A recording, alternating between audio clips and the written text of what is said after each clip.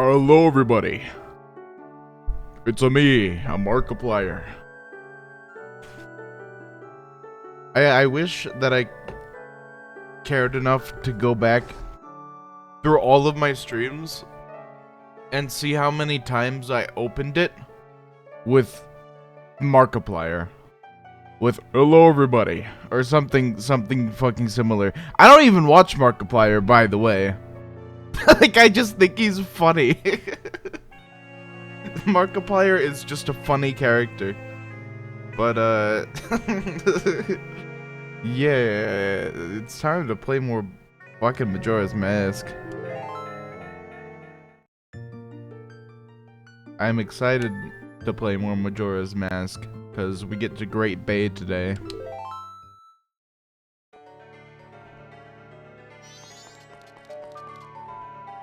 Oh yeah, I had to warp back. Oh yeah, I have to get the fucking gold dust. God damn. Yeah, and I gotta do Romani. So that's gonna be part of today. That might be the next cycle. Because I can probably, honestly... I can probably do Romani Ranch without my sword. Because when you fight them, you just need your bow. Of course, it'll be harder to get the arrows, but I think it's doable. But, yeah, it's, you know... Oh, hey, it's Jobo. Welcome, Jobo. They say, what's the deal with Romani? I mean, she sees these aliens, right? But they're probably not really there. I don't know, fucking... I wasn't even doing a fucking Seinfeld voice. Whatever. It works. It's... But yeah, I have to go back, though, first. First and foremost. So, the... first order of business. Yeah, the alien mission. It's fucking awesome. That was, that scared the shit out of me as a kid, and it'll probably still creep me out a good bit. As an adult, it's just a really fucking dope mission.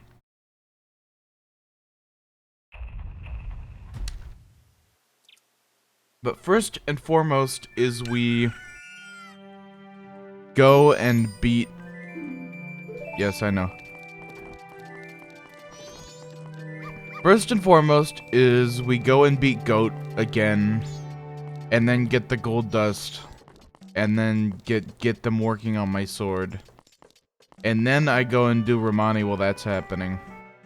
I don't remember it at all, so we can shit ourselves collectively. Oh, it's so fucking good. It's such a good mission.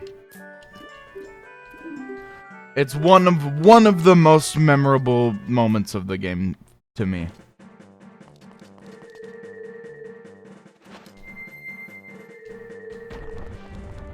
I'm not gonna make that. Fuck. Lame. Oh, I don't have any magic, so I could not have made that. Fair enough.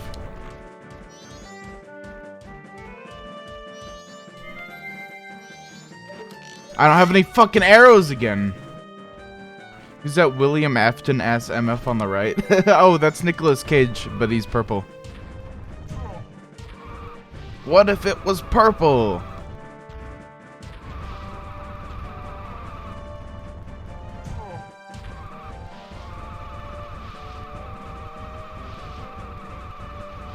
This is not faster. I just wanted to do this. Alright. Oh yeah, I need to be linked to get the arrows, because otherwise they don't spawn. I found this out yesterday.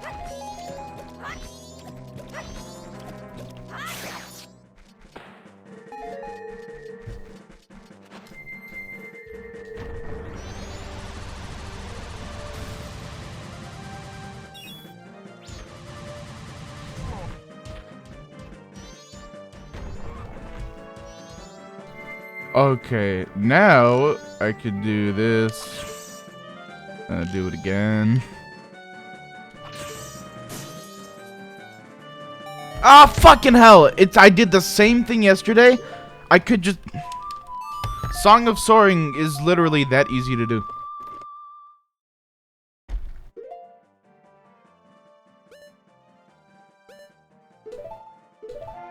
Goron with no magic really just looks like a Beyblade from the spin-off where they're all vertical instead of horizontal. Yeah, exactly. He just rolls around pathetically, slowly.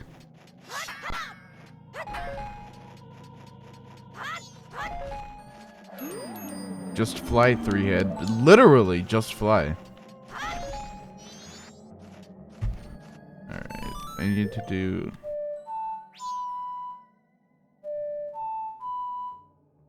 Is that right?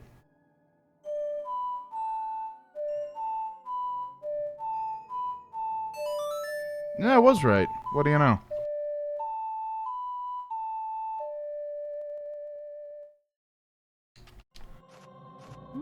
Oh, I have to be Goron Link or else he doesn't fall asleep. This is such a pain to redo without a teleport directly to the start of the temple.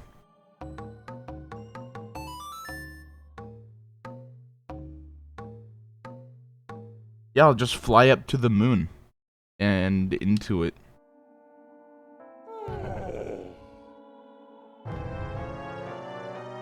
Wow. How are you, Jobo? It's been a minute. Oh, wait. Give me that fairy. Actually, give me that fairy. I want that fairy.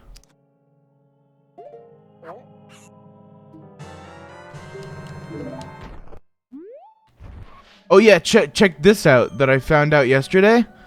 So this game, unlike Ocarina of Time 3D, supports the Circle Pad Pro, or in my case, the other stick on my controller. And I can do this in a Zelda game, which is fucking insane. I can control the camera in a Zelda game that isn't Breath of the Wild, and it's like the most crazy shit.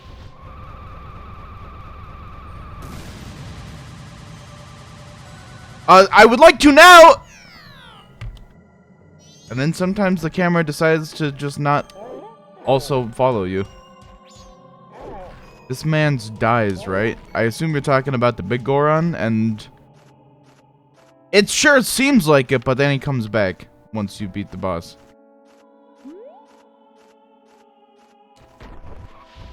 I'm good, glad to see you doing a funny again. Yeah, I'm glad to be doing it again, and to have you back in chat. Because it's always cool talking to you. But yeah, it has been... I was just busy. And then when I planned to come back and, like, stream, like, the day I planned to come back and stream, I was feeling like fucking shit, and I knew that it would not be a good stream. So now I'm doing it as much as possible before I go and leave and, go out in the mountains and find mushrooms again, which I'm doing tomorrow. I'm leaving tomorrow evening.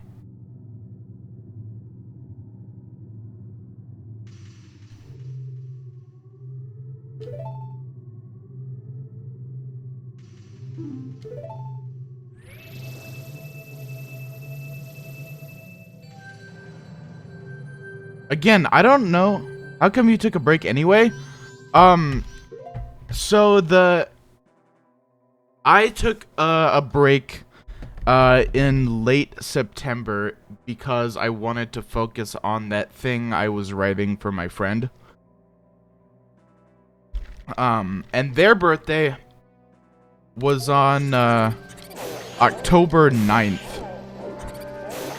And so then we did the thing, and it was good. And then after that, after their birthday, I was out in the mountains and didn't have much time for streaming. But now, hopefully, I can stream more. Even though every other week I'm gonna be going out and picking mushrooms still. But or not, well, every other of my weekend, which is Monday through Thursday, I'm taking an extra day. Anyway. It's cool now. I can stream more, basically. That's the gist of it. I can stream more. Yeah, I'm a mushroom hunter. There also the they are not even finished with the thing we wrote yet because it ended up coming out to like 69,000 words. Like we figured that out, and then it was literally we figured out that it was literally novel length. Somehow. Not novel quality, mind you, and it's also a text adventure, so the routes are not that length, because they're shorter, but there are a lot of them. But fucking insane for 2 months of work. I don't know if we'll ever release it to the public. Probably not.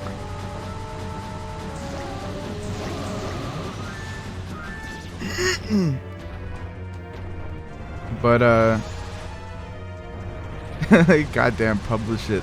Nah, it's the issue with it is that, yeah, we put a lot of work into it, and yeah, it's that long, but it's all like in jokes and shit that you absolutely fucking wouldn't get and would think is like weird, and I don't know. Okay, definitely uncomfortable. But yeah, we thought about publishing it, and then we're like, yeah, this appeals to actually no one.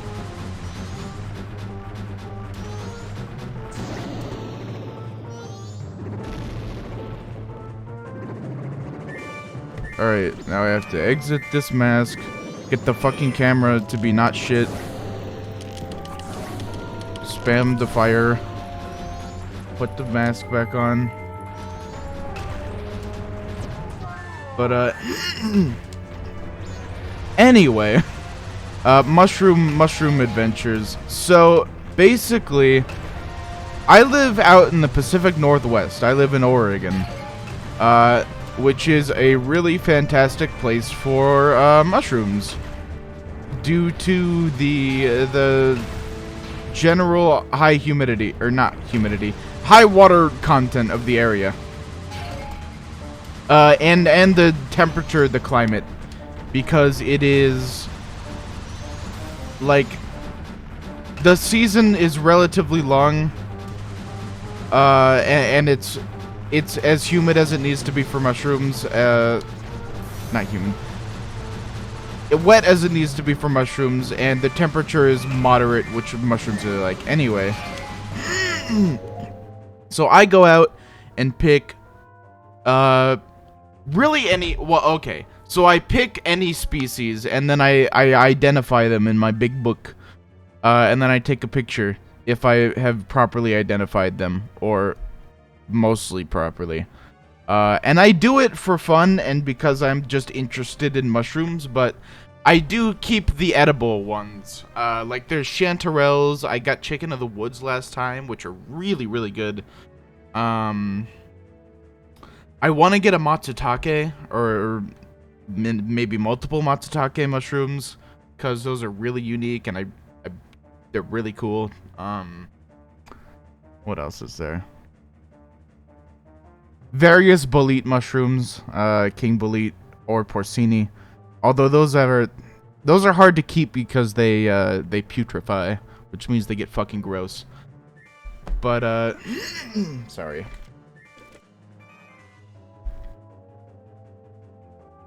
But yeah, I just enjoy it. I like being out in the forest more than anything. That's like most of the appeal. The mushrooms are cool, but I really just like being in a forest.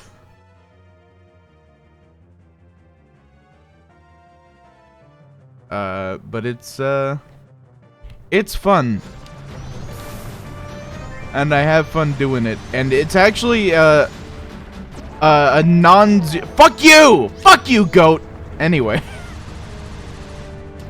It's a pretty big reason why I moved out here in the first place. Because I did want to, like, look for mushrooms and stuff.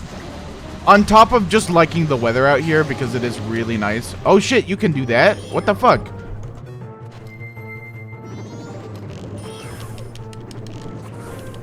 What? What do you mean? I guess I'm supposed to punch that. I can't do arrows. I need to concentrate for like 1 second on doing this boss.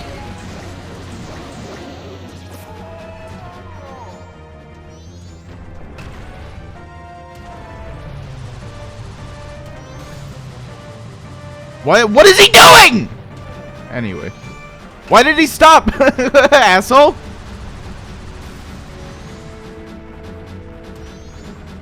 Get it. Fucking hit him. Okay, this works. This is fine.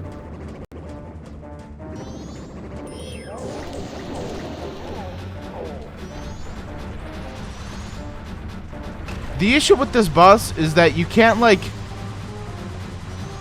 I don't think you can do the boss in fewer cycles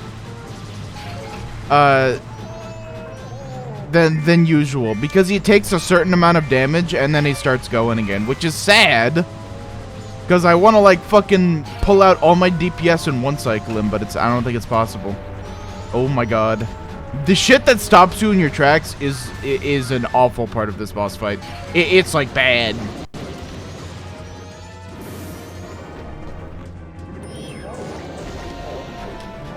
I've already spent the whole first day doing this. What the fuck? Wait, that means I can't do Romani. Fuck! Because this asshole is taking so long. God damn. Oh my god, stop! I will catch up on chat when I get done with this. Fucking holy shit. Well, Romani will have to wait, I guess. I guess this is just gold dust time. Just a gold dust run. Which it's not like there's any fucking like there's no reason for me to have done it all in one go, but man, I wanted to save some fucking time. But yeah, I think part of it is I think you have to plan a whole cycle around doing Romani. And that I don't know that you can do much else otherwise.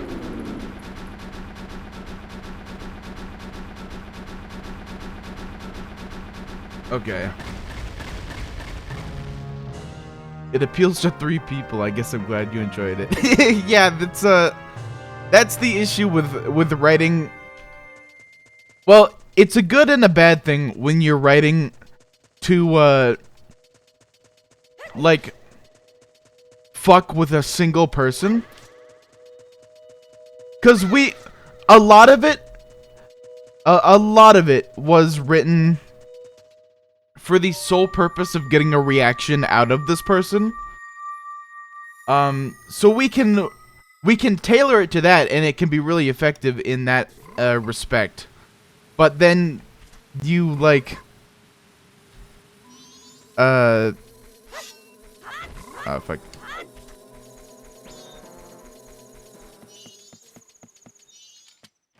What was I saying? Oh yeah, but then you like, if you were to release it for a larger audience, they would be like, what the fuck is this? This is bizarre and it's nothing. And I need rupees. Fuck, you know.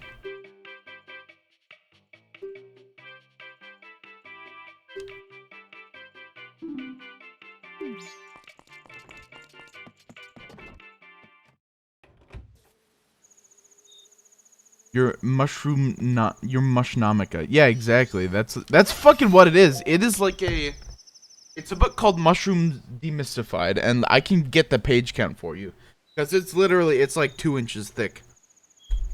It is I mean, including the index and shit, it's like 960 pages long, and it's just like most every like common mushroom that you'll see in the American West. Well, no, just in North America, generally, I would say.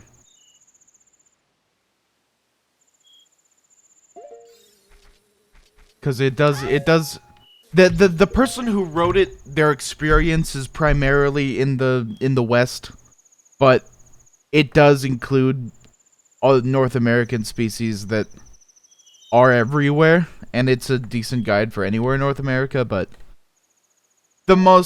you'll get the most use out of it, being in California or along the coast somewhere, because that's where their experience is. I also have a couple other books that I cross-reference if I'm not sure, but they're generally less useful. Fuck, what was I doing? I need money, that's what it is. And then, yeah, I'll just do this.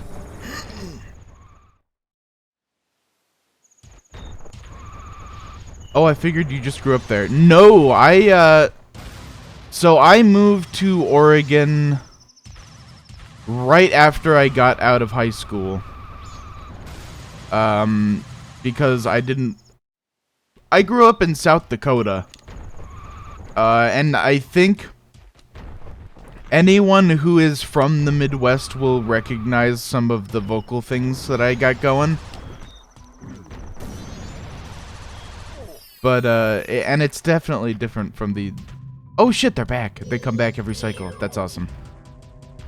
My accent is definitely a little different than, most other people around here. But yeah, I moved out here after high school because I needed to live somewhere else. Because fucking South Dakota for 18 years is, not fun.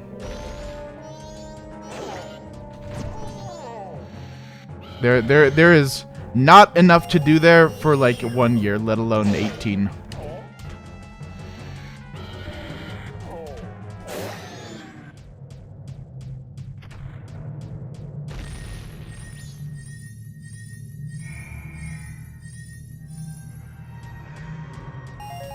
Alright, we got the rupees.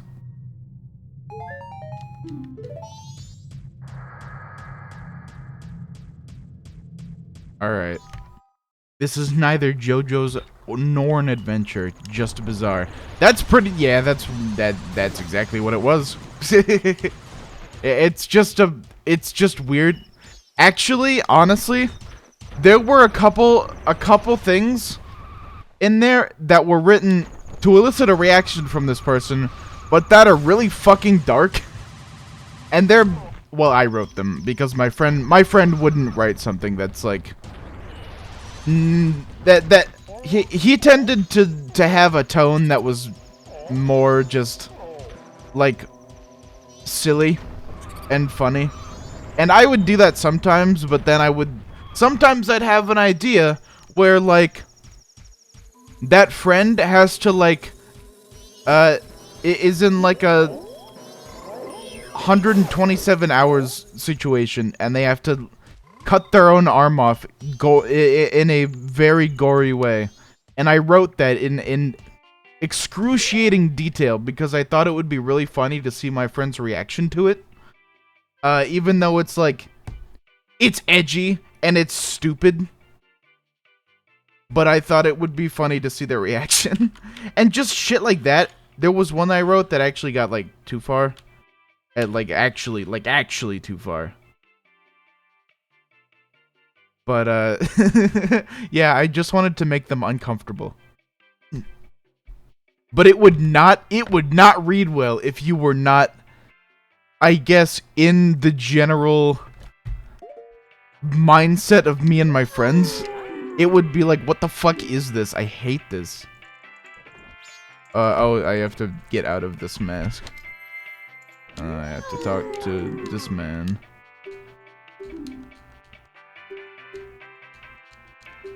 Yes. Then I have to get probably more money. But I'll do Goron races. I actually have to get a powder keg too.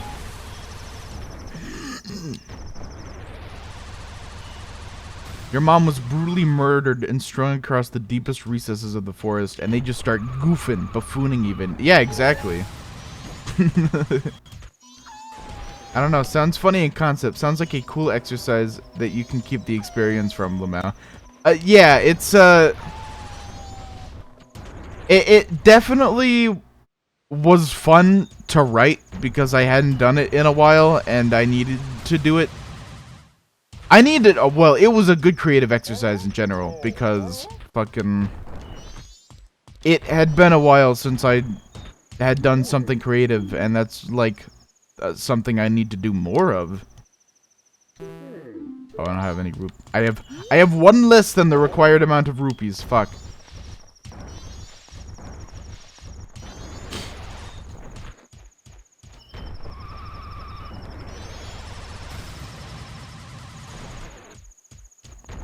I think there are...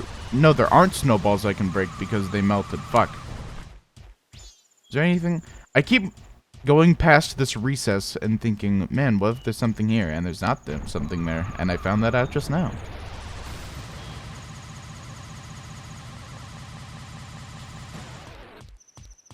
But yeah, I wanted to keep the momentum going after finishing the thing. Why is he walking so slow down that slope? What the fuck? I wanted to keep the writing momentum going after finishing that, but I didn't because I'm a lazy fucker. But I do need to write more because I still have ideas that are not for that I want to develop.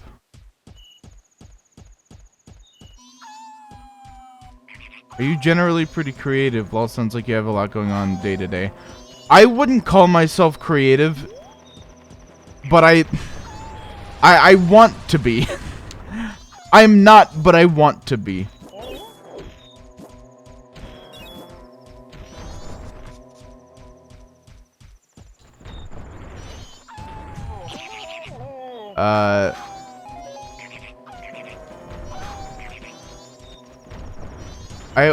I don't, well, I also have a hard time, like, sitting down and learning the skills I need to actually make anything. Like, trying to do music or art or whatever is hard for me because I do it and I feel like shit because I can't do it. And then I give up before, like, actually committing to, developing the skills that would allow me to be not shit. And it's just like a cycle of awfulness. And so I can't actually commit to doing anything creative that I'm not already good at, and that's an issue.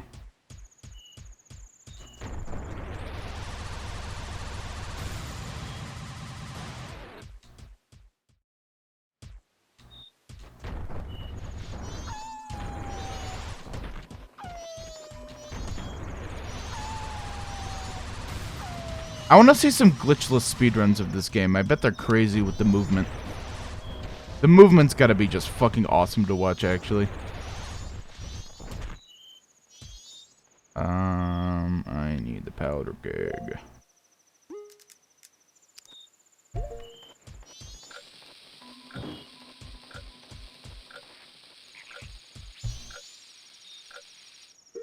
How long is that gonna take? I hope not too long, because I don't know if I don't want to get out of the mask. Writing's hard if there isn't someone who you know is looking forward to reading it, in my experience at least, lol. The hardest part's usually finishing and not getting a lot of eyes on it. Yeah, that's true. I haven't written near enough for just for fun, in all honesty. I guess that makes sense. I'm usually good about writing fundies, but when it comes to something I'm less versed in, like drawing or music theory, I tank hard. Exactly, yeah. I'm generally pretty well versed in, like, English. And I don't know, just understanding how things work. I need to get better, obviously. Like, I'm a novice writer still, but I'm at least, that's something where like, language is something where I'm decently naturally talented. like in the reading and writing, or not writing, the reading and, I don't know what the, grammar? Yeah, reading and grammar sections of the ACT, I got like actual 36s. Like, I'm on a technical level, have a good grasp of the English language, but it's a matter of utilizing it, which I have not, and developing that natural talent into actual skill, which I haven't done. And I need to, because it's, I have potential. I just am not using it.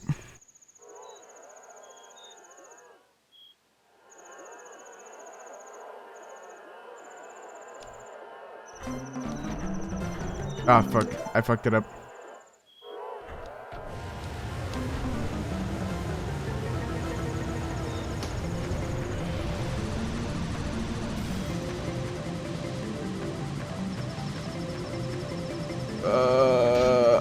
Fuckers. Oh yeah! There was fucking, the last time I did this, I won, and I don't know how I won still. I need to go and look at that footage again, because that was fucking baffling. Like, I got knocked out on a hill, and slowed way the fuck down, and everyone passed me, and then they were like, you win. And I don't know what happened. These trees are neat. They look like baobab trees. I don't know why that's a thing, but it's cool. Stop! Fucker! I got knocked down here, and I had to limp up this slowly. And I still won somehow.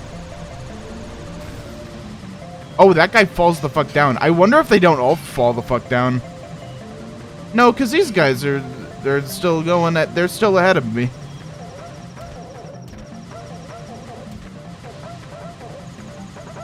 Come on. Come on. Yes! Yes! Fucker! I won for real this time. Whoa! I won. That was a win. That has to be. Fucker! There's no way! I got first! I won! You ass! Bastard. Bastard! I still got the gold dust.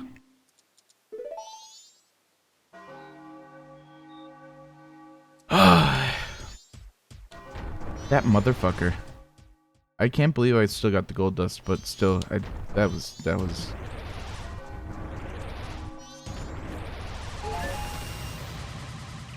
Dude, you wrote a novel-length work in 2 months. Just because it's not novel quality doesn't mean you aren't utilizing your potential. Well, I wrote half a novel-length thing in 2 months. The other half was my friend I worked with, but I see what you mean still.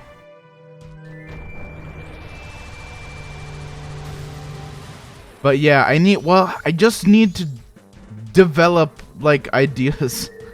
I need to write a creative thing that isn't primarily for humor.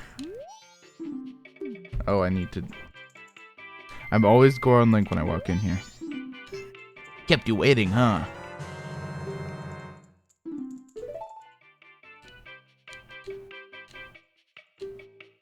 Yes. Do it. Do it.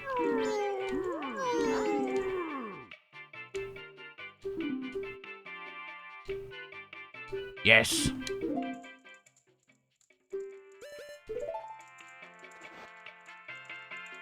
Why, if it isn't gold dust?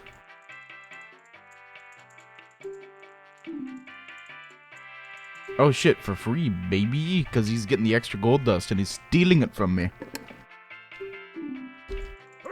Okay, tomorrow morning. Thank fuck. And now I am without anything. But I can get into Romani on the second day now instead of the first, although Romani will already have been fucked up. Are you willing to leak some of your ideas? I'm curious. I mean, what is there? What? I have like a bunch of loose shit on a notepad. But I enjoy fantasy Okay, well, I don't, yeah, I guess it would be fantasy. I enjoy fantasy a lot, and I like world building. I don't like making characters, but I like making worlds that like make sense with their own internal logic. I have an idea for a world that's based around the idea of rot. And I guess that's about as much as I can say. And it's something that I don't have a lot written down about, but that I've thought about a lot. And I've thought about the themes of a little bit. But that's one that I do, again, think about a lot and want to do more with.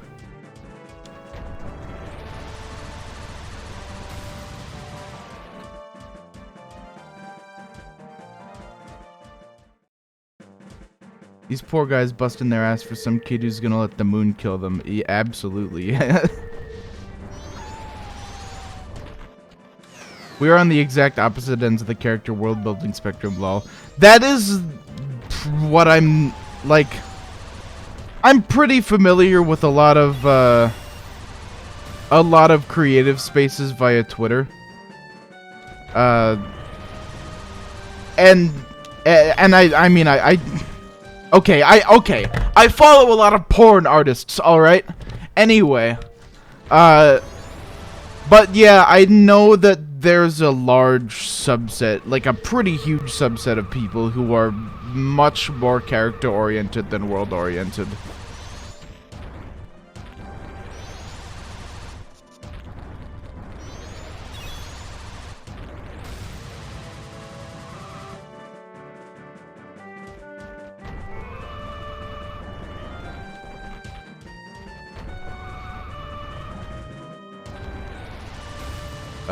Oh, I need to go. Yeah, this is the way to Romani. Yo, he just liked me for real. I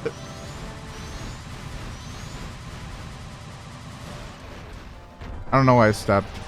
I guess I got nervous that I was gonna miss the exit. Miss the overpass.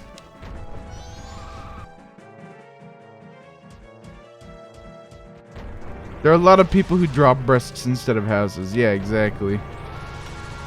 Tetas. Alright. Buddy, I got the fucking...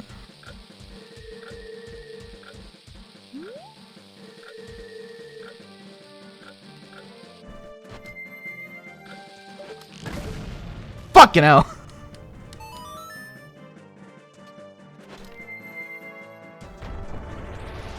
But yeah, I don't know, like... I don't have any ideas for characters that would inhabit this world. I just like the idea of it. And that's pretty much what usually happens.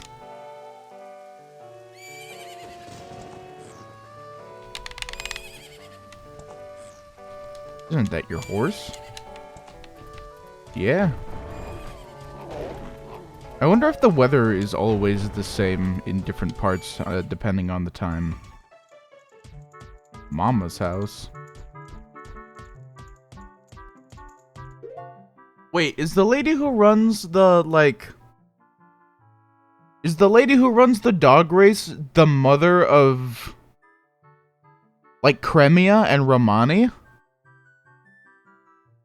And is the little chicken guy their brother? I mean, that makes sense, right?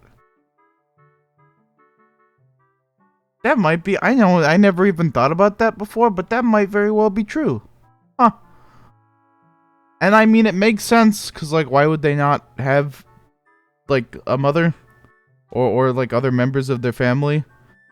But also, why would they be running the whole farm while she runs her fucking dog race?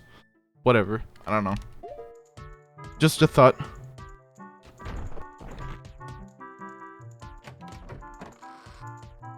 Oh shit, he like flings the door open when he's the Goron. That's so good. This game, oh my god, this game has so much polish. compared to Ocarina of Time, which is still a great game, but this, they completely just went over every single little fucking detail of this game. And it really, really shows. It's so good. I love it.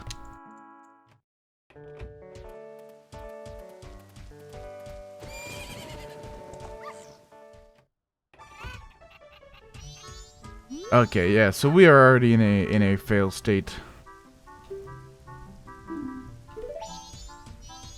Regarding Romani.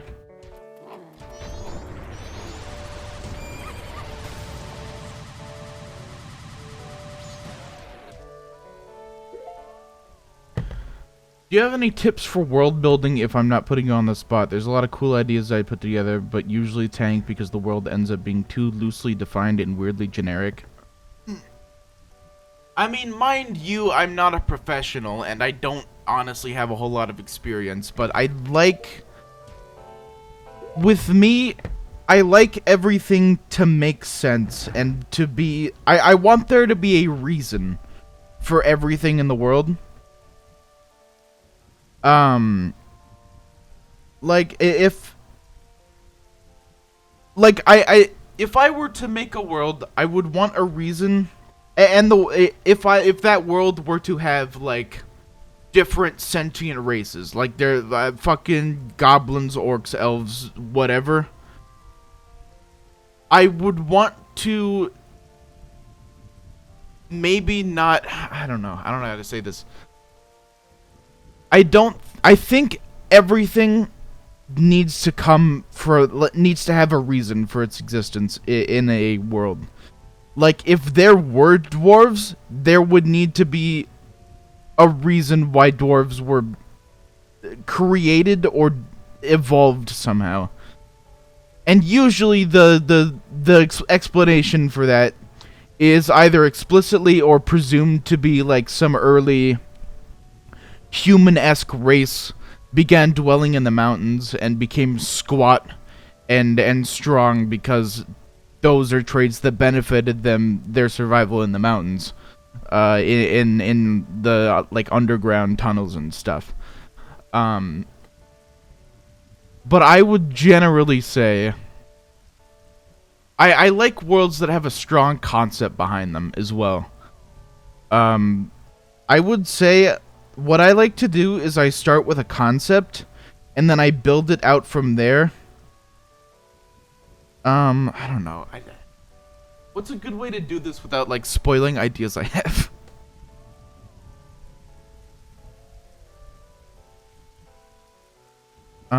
Shit. Because I feel like I need, like, a specific example for this, but I can't, like, say too much. I need to think of something on the spot. I don't know. Fucking... Things need to have a reason for their existence.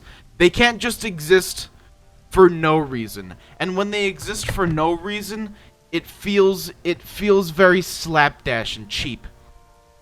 I guess overall. I like the little mini plot lines in Majora's Mask. All the people who inhabit this game are so neat. Oh yeah, I was talking about this yesterday with this game. Like, I'm not doing the side things yet. I'm gonna do the side things once I have beaten all of the main dungeons, but the dungeons in this game are like the skeleton. And then the characters and the quests and all of the little things are the meat and the organs and everything else in this game. They are the reason why this game is special. And, oh man, they're so fucking good. Like, they are why, all the little quest lines and stuff are why this game is so well regarded.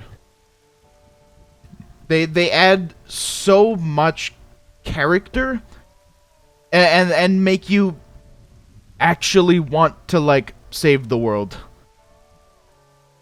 Rather than just being the hero who does the things. Like, you make a connection with every single character in this game. Every character has their own little schedule, their own little story, their own little quest. and you get to know them, and you get to know the world, and you get to be really, really connected to it. And that's really fucking cool. And it makes you care a lot more about the events that take place in the story. That tracks all. It's a lot easier to make a world when you start with something like a theme park inside a buried eldritch monster. Yeah, exactly.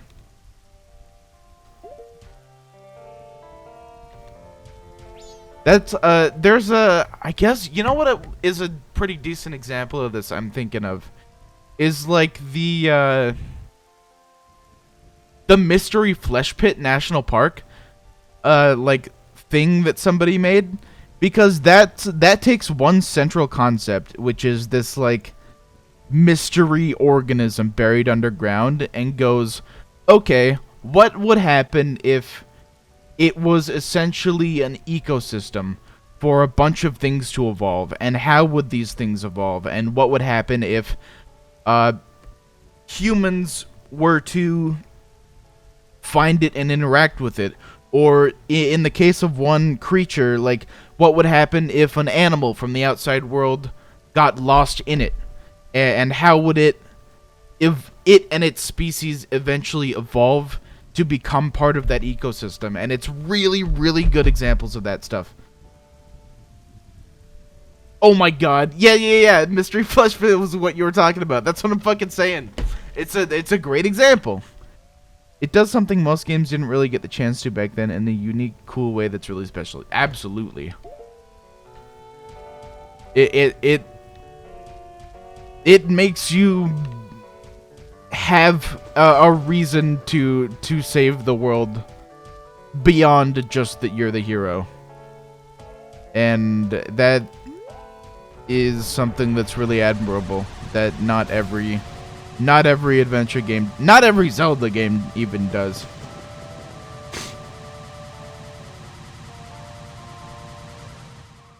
Yeah, Mystery Flesh Pit is awesome. It is so, like, creative, and all of the, like, mythos around it is super neat. 'Cause, like, there's the like, there are many tiers to it, I guess. 'Cause you'll get the... There we go. 'Cause you get the mystery of what the creature is. You get the mystery of what kind of organisms are in it. You get the mystery of how far does it go. You get the mystery of what haven't we seen. You get the storyline of, like, human hubris. And delving into something that we don't really understand. And there are so many facets to it, all of which are so interesting.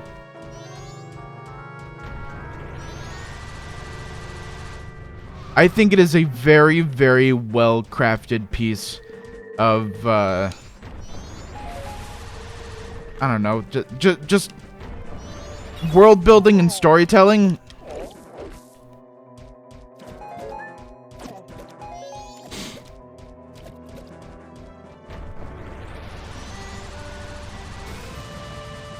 I love the worlds told through in-universe document type stuff. Yes.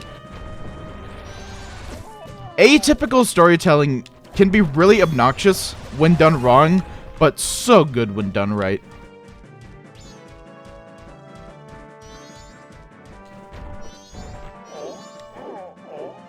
Oh yeah, that's right. It's really hard to hit the tree if you go on Link. It's really hard to hit the tree, I guess, just in general. It's just really hard to hit the tree. Oh my god.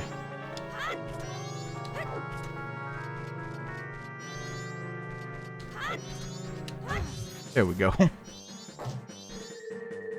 I get the rupees? Thank you.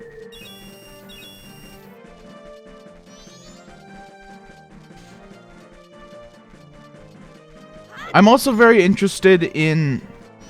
Have you ever checked out any of the stuff from the Hypnagogic Archive? No, I have not. That sounds cool, though. I mean, just the name. I assume it has something to do with sleep. Sounds interesting. I'm a really big SCP person as well. and that has a lot of obviously like amazing shit associated with it. I'm wasting a lot of time this stream just talking, but it's really fun.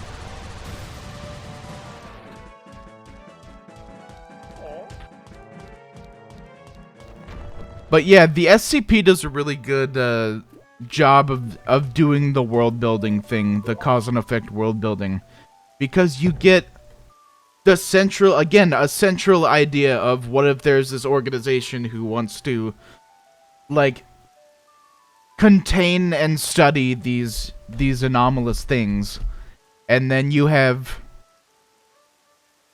built out from that people have made is like, well, what are the natural consequences of this, and what groups would develop in that world to oppose them, what could potentially be happening, how would these anomalies be found and used by organizations that aren't the SCP. And they expand a lot upon that, and it's super interesting. I've never touched the SCP stuff, but I love the idea behind it. Oh my god, you're missing out on so much. It's like incredible. The writing prowess behind the SCP project is really, really amazing. There's so much there that's interesting. Whether it's cool horror concept, or just ideas for random little interesting anomalies, or, again, these stories that people are telling in the universe of the other organizations that are creating or utilizing these anomalies. Like, there's one where it's like an evil corporation that deals in them. There's one where it's they want to just fucking destroy all the anomalies. There's a cult. There's one where it's just a toy manufacturer, but all the toys they put out are anomalous. And their motives are very shady. That's one of my favorite ones. Dr. Wondertainment, check out the story archive on that. It is very good. But that one doesn't necessarily even have a history attached to it that all of the cause and effect stems from. It's just this world and what would exist in this world if these things were true. There's so much goddamn content, I wouldn't even know where to start. Yeah, that's the thing about SCP, is that you can't... I would say that... I should be playing the video game. I would say that with SCPs, you can't be methodical about it. And you shouldn't be methodical about going through the SCPs. You just have to get lost in it. You just have to explore the site and find things that look interesting and just start reading. And then, because the way it is with SCP is that you'll find a page that references another one, that references another one, and another one, and another one, and you can just go down that rabbit hole for hours and hours, and you don't have to see all of it. And usually it's pretty self-contained, but you'll always find something that will stick with you. Like, always, always.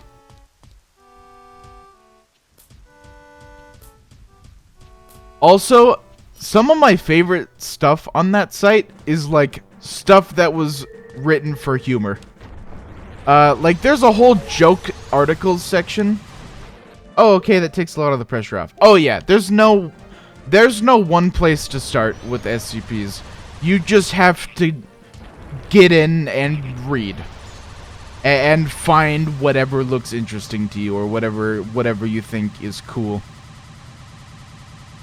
And then you can, once you know generally the aspects you like about the SCP project, you can start to hone in on that and read those sections a little bit more. But anyway, the joke parts of it I like more than I should, because they're always cleverly written, and sometimes they have a little something more going on. But there's a whole subset of articles on the SCP website that is the SPC, which literally stems from people just misspelling SCP, but it's called the shark punching. What is it? It's like the shark punching coalition. It's not coalition. Shark punching center. And then all of the articles on it are joke articles about anomalous sharks and punching them. And it's stupid, but it's so good. It's so good.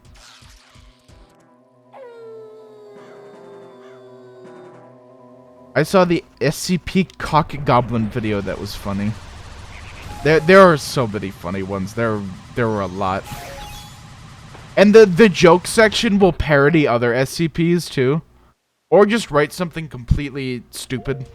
Like there's an SCP-420J that's literally just haha weed.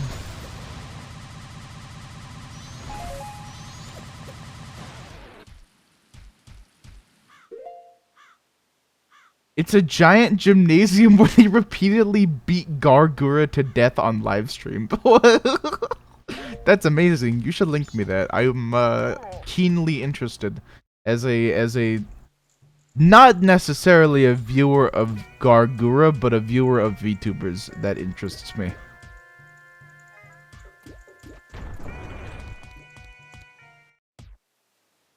Also, it just sounds funny.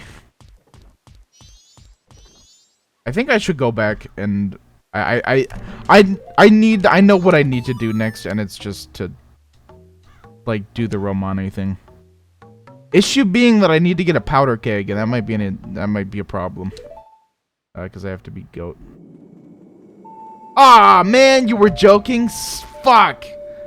I thought that was real, because it plausibly could be real as like a weird SCP thing. Like, if you look up Ronald Reagan cut up while talking, like that type of shit. That type of shit just happens on the SCP website. It reminded me specifically of Ronald Reagan cut up while talking. Oh, you know why it was going so fast? Just because I didn't do the fucking that's why it was. That's why it was already night by the time I beat Goat. Fucking hell. That makes a lot of sense. That makes a lot of sense. Alright, so now it shouldn't be an issue. Now I should be able to get the powder keg in no time. I think it's going to be impossible for me to not look into this. I hope so. You are in for the time of your life. It is so fucking good. I need to read more SCP, honestly. I had a stint in high school where I read a lot, and then I've gone on a couple dives since, but I've never gone as deep. Oh yeah, I need to do this.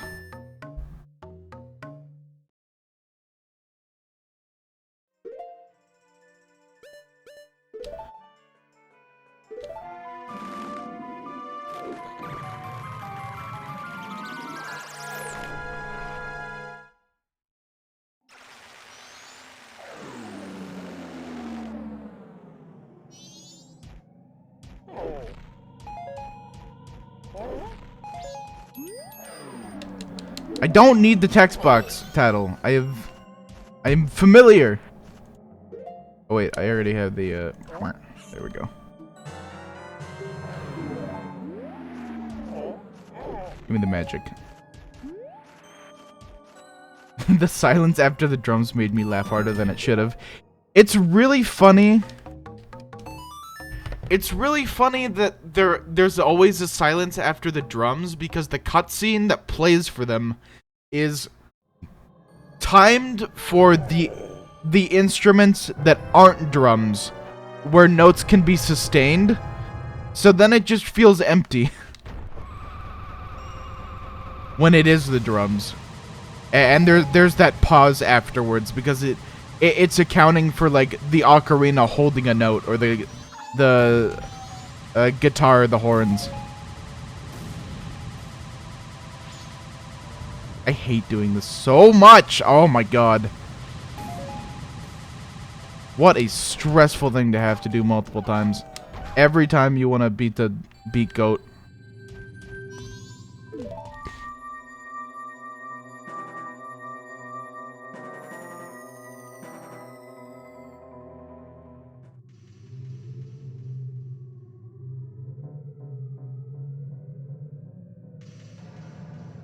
Wait. I saw something cool on the wall. Oh, it's Art of the Giants. That's so fucking dope.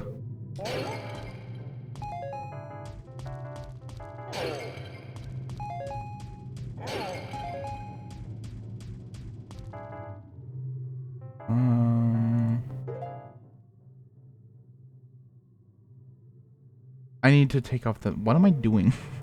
I get, like, lost in thought for a second, and I'm like, what was I doing? Now I know what I'm doing. Alright, time to get hit a million times with trying to hit this boss. I need to get 20 rupees at some point, too, so I can buy a powder keg.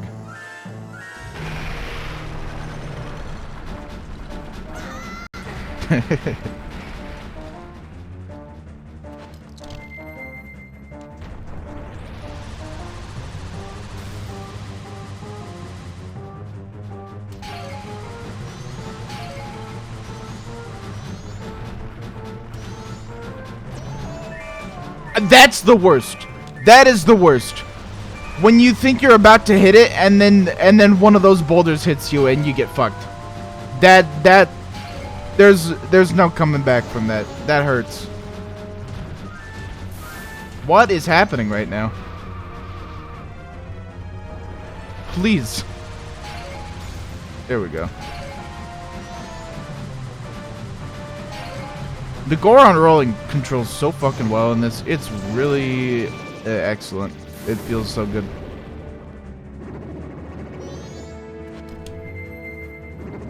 Alright.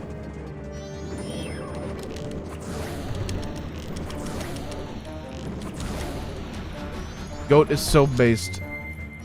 Goat is a fun fight, except for the boulders and the stalactites. Goat is a really fun fight when your momentum isn't being fucked. It's like Sonic. It genuinely is. Like, Sonic is really awesome when you're going fast, but when you're not, it's like the worst experience of your life. I've been watching some streamers play Sonic games lately. I have never played a Sonic game, and I don't plan to, but it's entertaining to watch the bad ones and see how bad they are. Why doesn't that hurt him when I run into him at full speed and he's not moving? Goat is so fun till he isn't. Yeah, exactly. Yeah.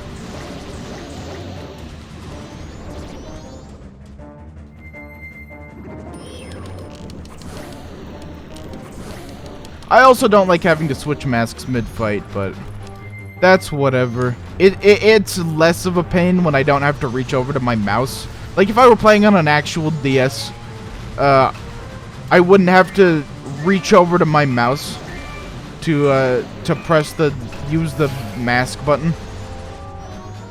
Or I could map it to a button, but I don't know. It's not like I ever use the fucking bombs anyway, so I don't know why I don't.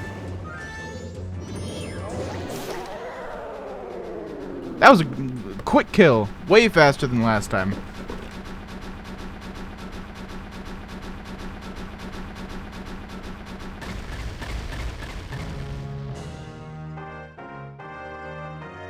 There's the Majora smoke again. That's so dope.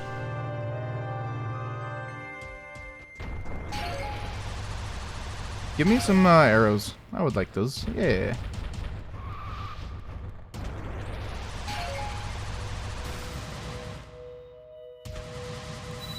Ooh, you can just roll right into that. Nice.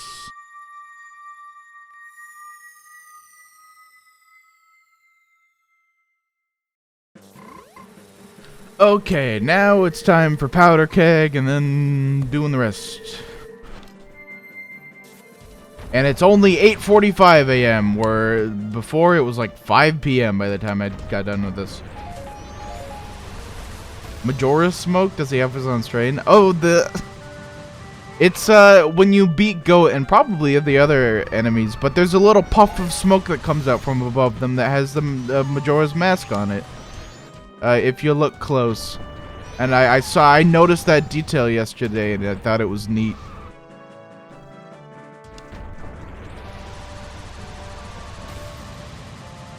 Also, yes, Majora does be smoking the dank kush because he's evil. Or Skull Kid, rather. Skull Kid and the mask itself. Because they're evil and they like to smoke Satan's cabbage.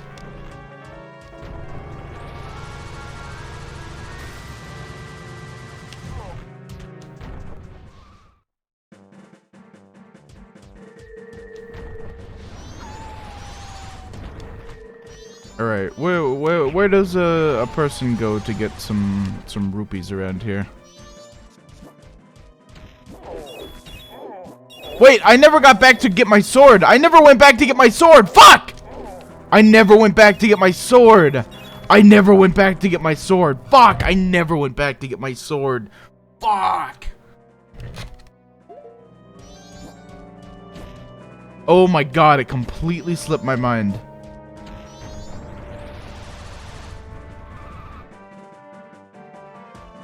God fucking damn it, dude. Shit.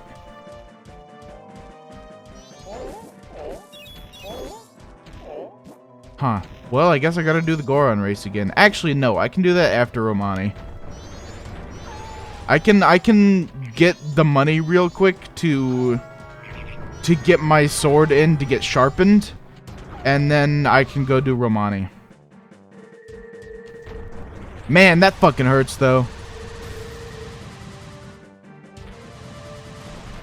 I knew a girl named Indica in high school, and I think her parents, on God, injected dab juice in her veins. She was conked. What the fuck?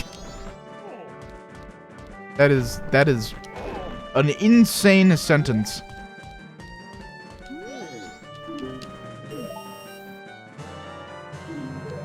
Okay, powder keg obtained. And then I'll rustle up a quick 100 rupees real quick.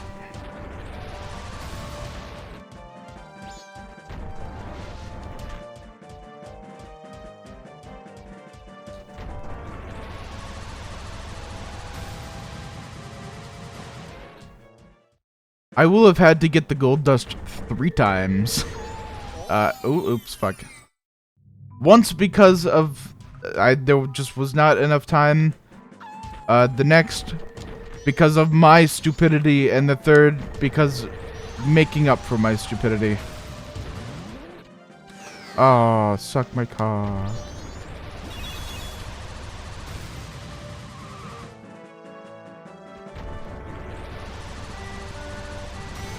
It's fine though, it's still the morning, I can do this, it's no problem. I'll just bomb a couple Dodongos real quick.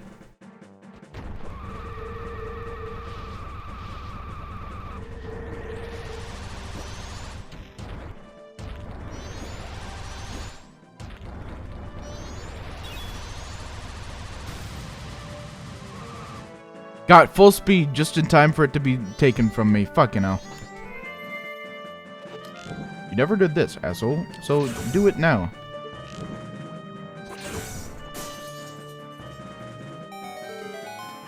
Link, what are you doing?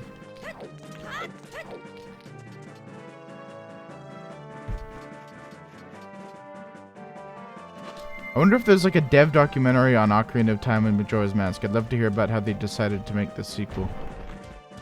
That would be interesting. I would like to know. I'm guessing that there are like documents and like interviews somewhere that talks about how they designed the games and how they came to be. Because it would be interesting to know. I would like to know how they developed Majora's Mask specifically, because there's so much going on in this game. And there are so many concepts and like interconnecting storylines that I would really love to know what the process was for coming up with them.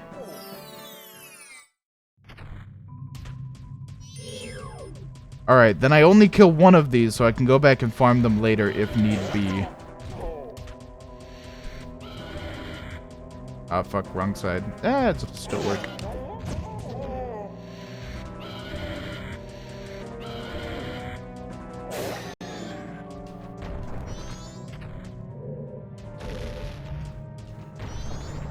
Give me this. Get out of there. And boom, we have enough Ruperts.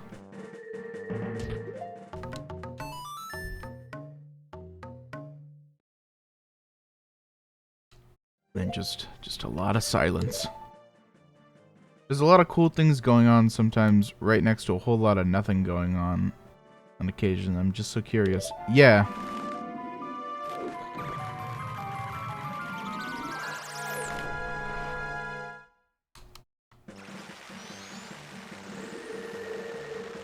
I feel like Termina Field has to have been one of the last things they made for this game because there's so much nothing.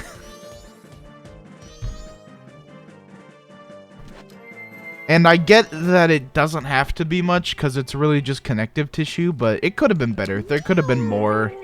There could have been a lot less empty open space. It could have been smaller.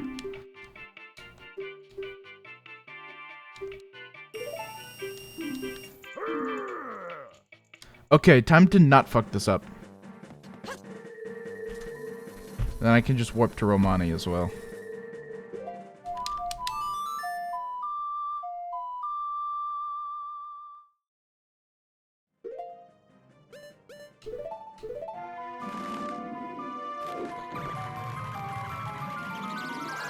There's a joke. There's a joke in there somewhere about Milk Road and boobs, but I don't know.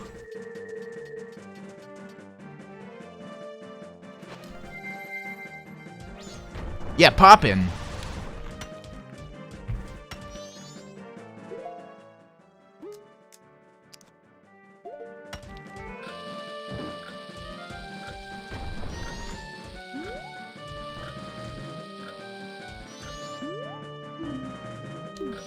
Oh, he has I'm glad he has a text box for that couple of seconds when the bomb is ticking. Now that's polish. They could have just made you not able to speak to him.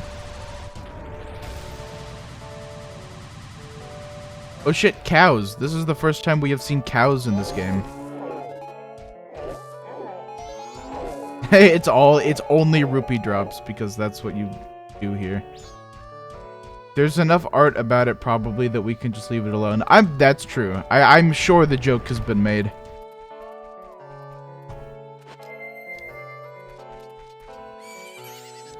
Look, it's Epona. We've seen her 5 times and you're still telling me this.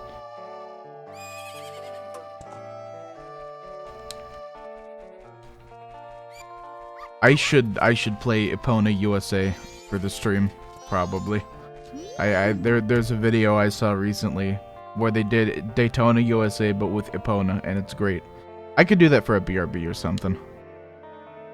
I'm Romani. I was given the same name as the ranch. What's your name? I won't say my name. Crunk. That's a nice name, but how about Grasshopper? That's the name Romani gives you. So you're wearing green clothes and you patter about when you walk. So Grasshopper it is. Oh, that's cute. The cows have enough rupees in their guts to feed a third world country. Yeah, because they're eating the grass. That's really good. Epona USA. Yeah, have you heard the Daytona USA song? The Daytona, Daytona, let's go away. They did that, but instead of Daytona, it's Epona because it's the syllables. And then there's footage that they made of Link running around on like a racetrack, or running around on Epona on a racetrack, and it's real good. It's a real good video, as well as being just like a great version of the. Oh yeah, and the song, the remix they made of it, used like Ocarina of Time instruments for the Daytona song. It was great. They are coming. This song is creepy. It was mostly this song that creeped me the fuck out, as well as their appearance, but oh, it's real good.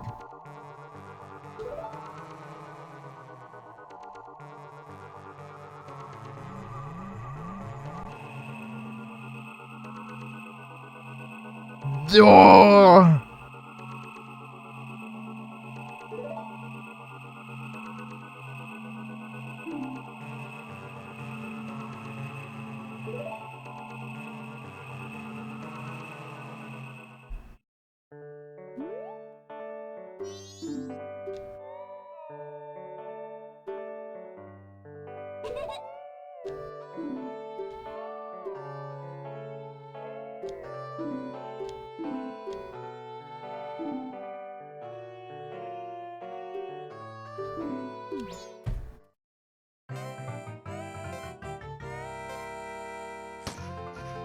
Wait a minute. Oh, I need to use B.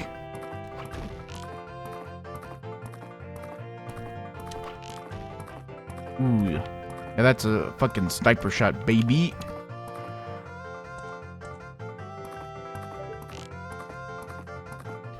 Hold on, I actually have to concentrate to do this.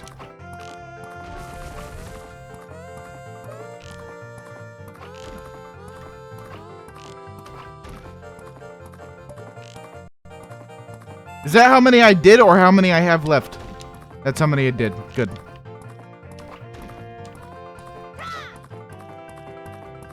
Where are the last two? I know there's one over here. They're both over here. Okay, good.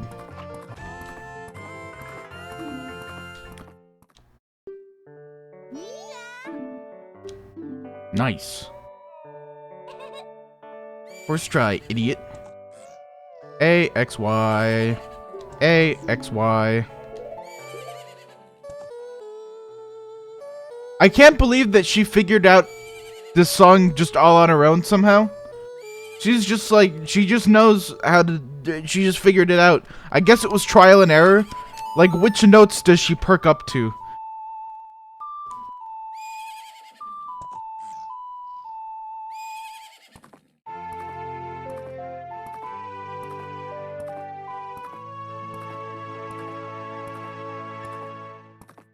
It's Epona's song. Melody signifying the bond you share with Epona. Play it, and your beloved horse will come running. Stand by Epona's side and press A to climb on her back. To get off, so to a stop and press A. Shut up.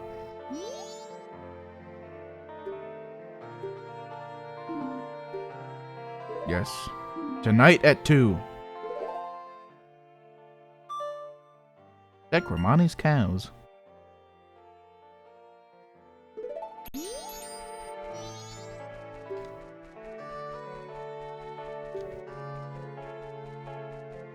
Oh, you can set an alarm? That's awesome. That's actually dope as shit. Okay. So now I have about 12 hours to go and do the Goron race. And get the gold dust. So I guess that's what I'll do. Good duel. How do I set an alarm? Events?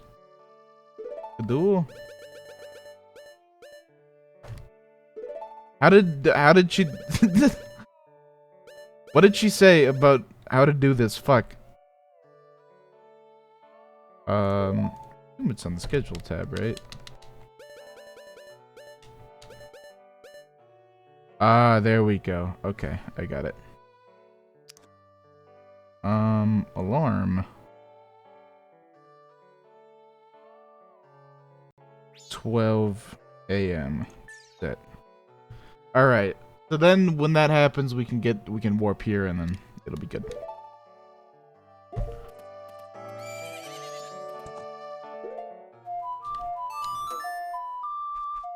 I think it implies that he sings it that she sings it to her all the time, and Epona kind of just said, yeah, that's a banger. Still weird.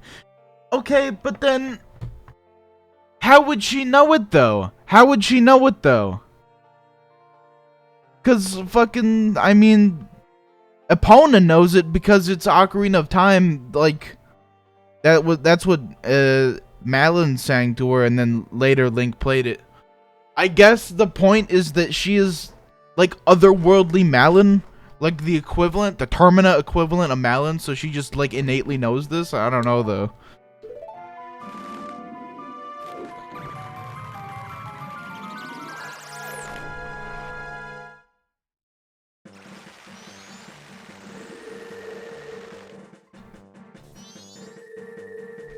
Alright, let me get the Goron-ness on. I think... Oh, hey, you can just get the... You can just get the rupees from those rocks without breaking them. That's weird. Is this Epona? Yeah, it is. Because in the... Yeah, in the opening cutscene, you're riding her, and then Skull Kid takes her. He steals Epona, and then gives Epona to the ranch, or lets her loose maybe, in Termina, and then she just finds her way to the ranch. Yeah, it is weird.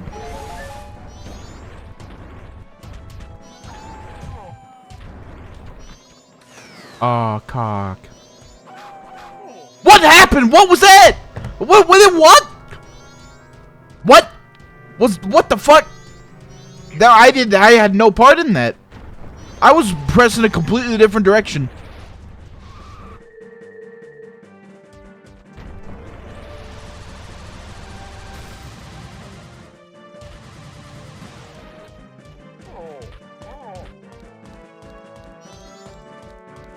I don't know. I don't really understand how Termina exists. Is he ever explained if it's like real?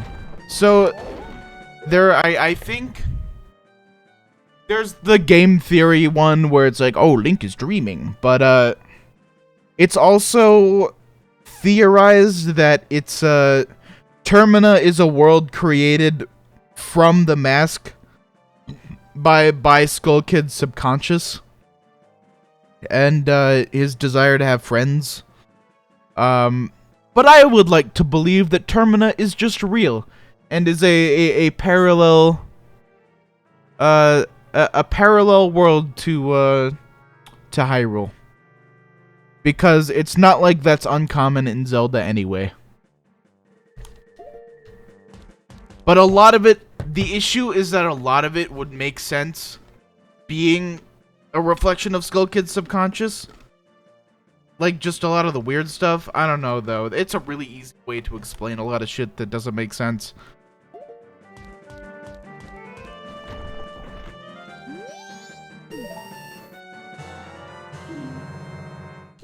I like the Skull Kid thing way more, but your opinion is valid and based.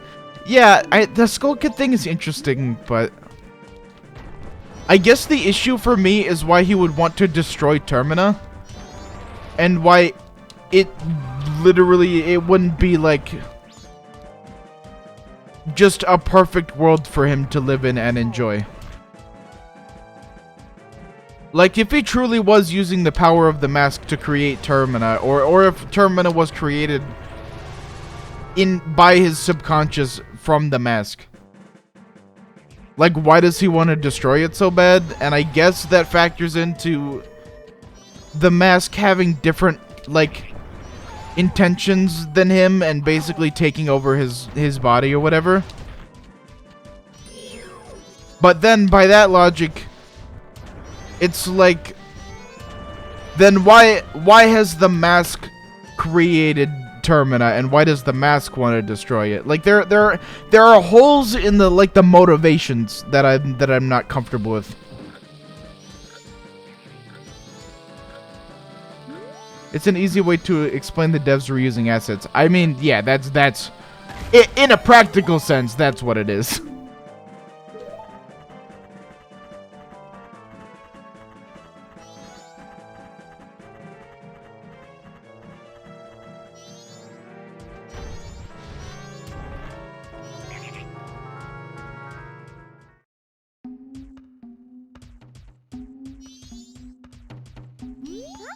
Alright, time to get the powder. The cocaine powder. Ayy!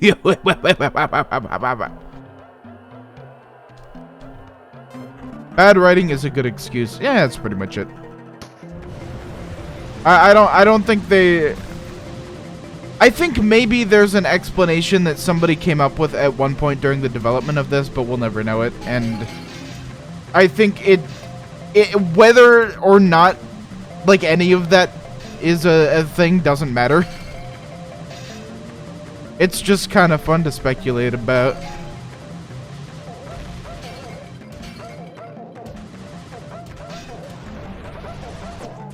Fucker. Oh, fucker! Oh.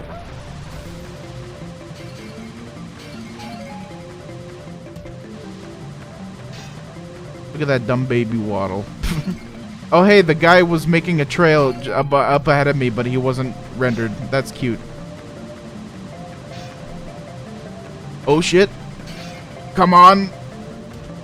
This is full concentration mode. I can't look at chat.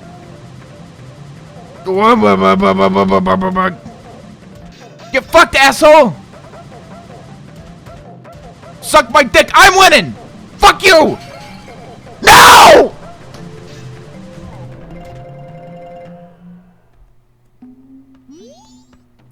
You're just a little stiff because winter was so long. You're not really like this. Remember how good you really are and then enter the races again. Wait, so did I fucking win last time or not? Because I swear he was like, oh man, you kind of suck dick, but here's the powder anyway.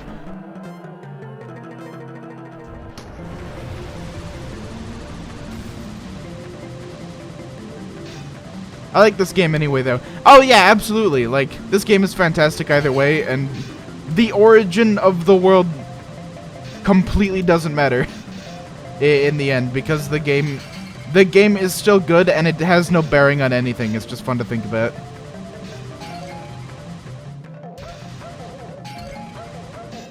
I don't know why you would go up the jumps. I can't see that being faster. Of course, I can't see running into a fucking tree being faster either, but look where we are.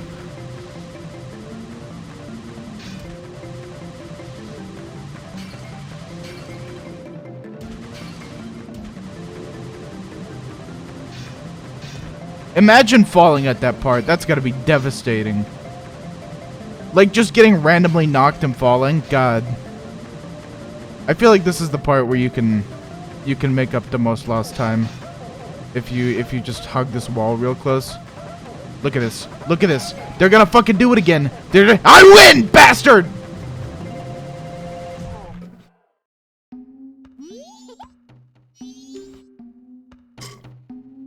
Oh, he says, I was sure you'd get first place. Meaning that you did get first place and that he was right. Okay, so I did win last time. And it wasn't bullshit. I can deal with that.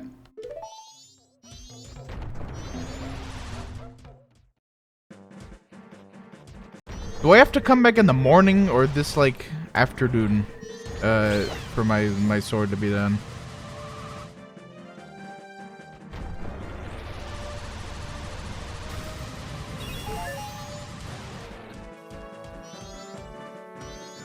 Where's some magic? I would like some magic, please.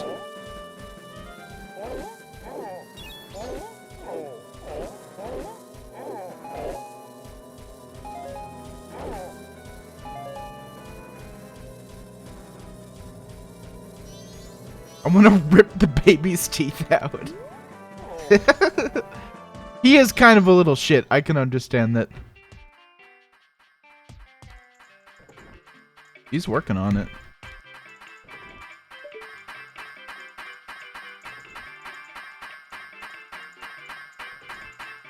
I like that quote-unquote sharpening is literally reforging your entire sword to look completely different.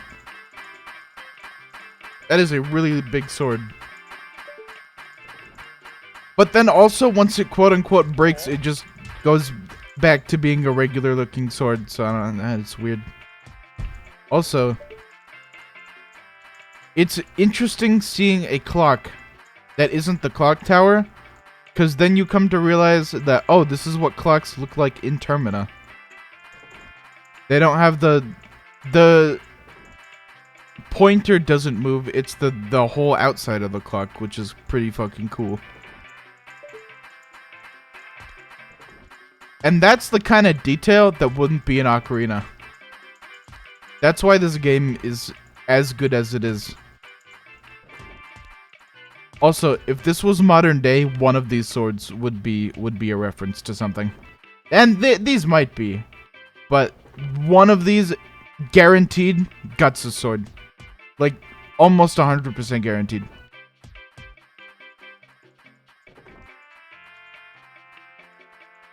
It would be cool to have a clock like this, genuinely. I would love that. I think you would have to get a little funky for like the minutes, but it's doable. You might have to put like another ring or something. I don't know. Somebody who's not streaming can like figure that shit out.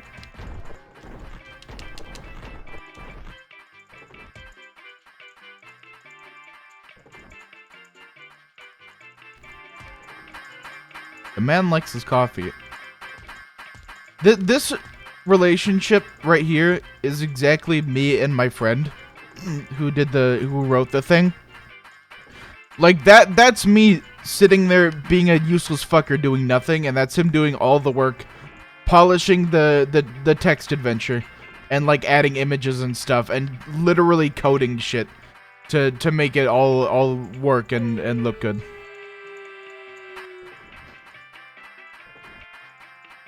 Lamau, if you make this, I don't think you care about functionality. Yeah, but it would be cool to have it be functional and look good. There's an F word that would have been better there. Whatever. What, big man with hammer and a baby coffee twink? No, well, that too, but no, I don't know. Still working on strengthening your sword. How long? I guess maybe the morning? Yeah, but you write, which is cool. Yeah, I mean, he wrote a lot too, but he did, and we did a different thing last year for this person's birthday. That was where he did like 85% of the work. This time it was more like 45-55 in his favor, which I felt better about this year.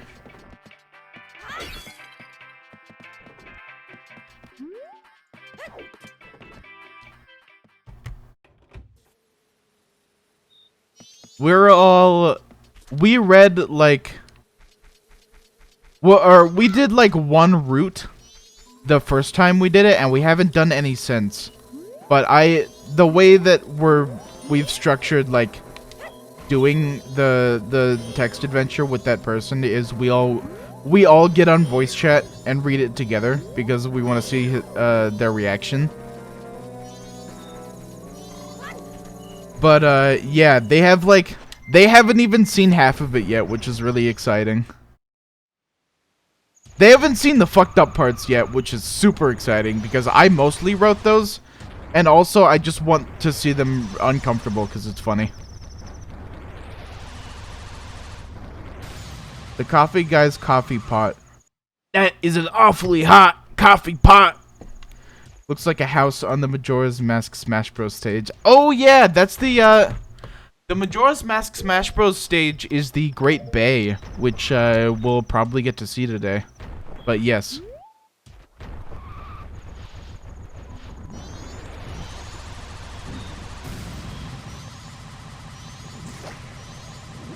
Are they just really squeamish? I think well, okay. I don't know if they'll react.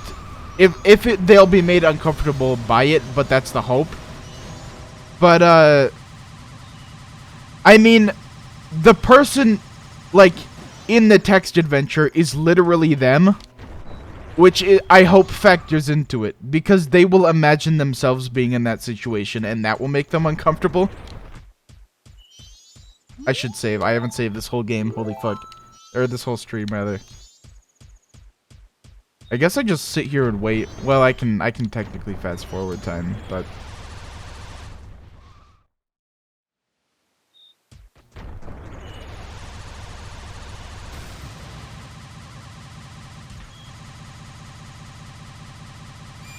die! You know what I can do, actually? You know what I should do? Is I can go to the Great Bay right now, because I can get on Epona right now. Actually, and jump the fences. And I have the time to do so, so why the fuck not? Might as well get that started. I like that they Epona being in this game at all is weird because she's kind of like a vestigial limb. Because her whole point... And I like that they gave her a new point in this game, but her original point in the old game was to be faster travel on the overworld, which is now not necessary because the Goron mask exists and is way faster.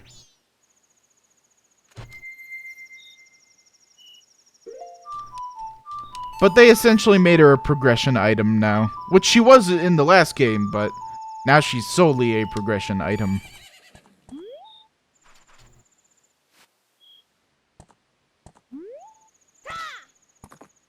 Wonder if you have to re-unlock her every time. Hopefully not. Ooh, it's time for a really fun jump. It's time to watch her do it's time to attempt to do a really fun jump. Oh yeah, baby.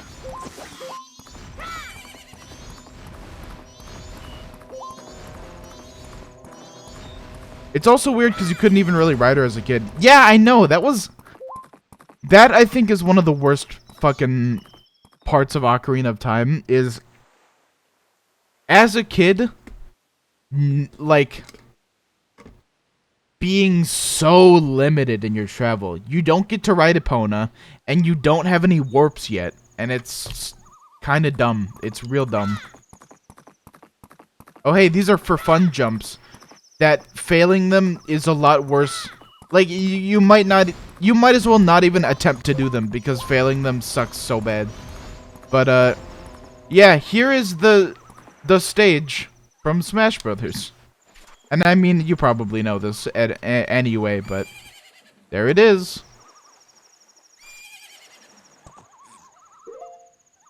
This reminds me, if you ever played Pokemon X and Y, riding Go-Goat and Skiddo was like my favorite part of that game, even though it's only one area. You know, X and Y was the last Pokemon game I played, and it ruined Pokemon for me. Well, it not quite, but it like kinda did, because it was...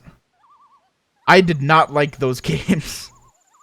That was the, like I played them, and I was still a kid, mostly, when they came out and I played them, and I think it was Y? I don't remember, I think it was Y. But I beat it in one day, and I went, really? That's fucking it? This sucks. This was, I think at the time I was like, yeah, that was alright. But then I think back on it now, and I literally cannot remember anything from that game because there was so little happening. And I can't even remember the part you're talking about with riding the Go-Goat. That's based. And fucking Pokemon. I really, really wish Pokemon was good. Makes me mad that it isn't, because there's so much potential.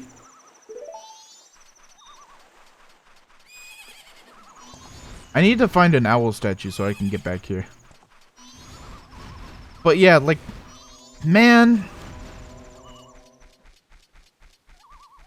Fucking Pokemon got, and I've talked about this before, but Pokemon got on the yearly releases bullshit. And it's just been awful since. Because you have a lot of really interesting or neat ideas in the gameplay that just don't have time to get developed. And it's like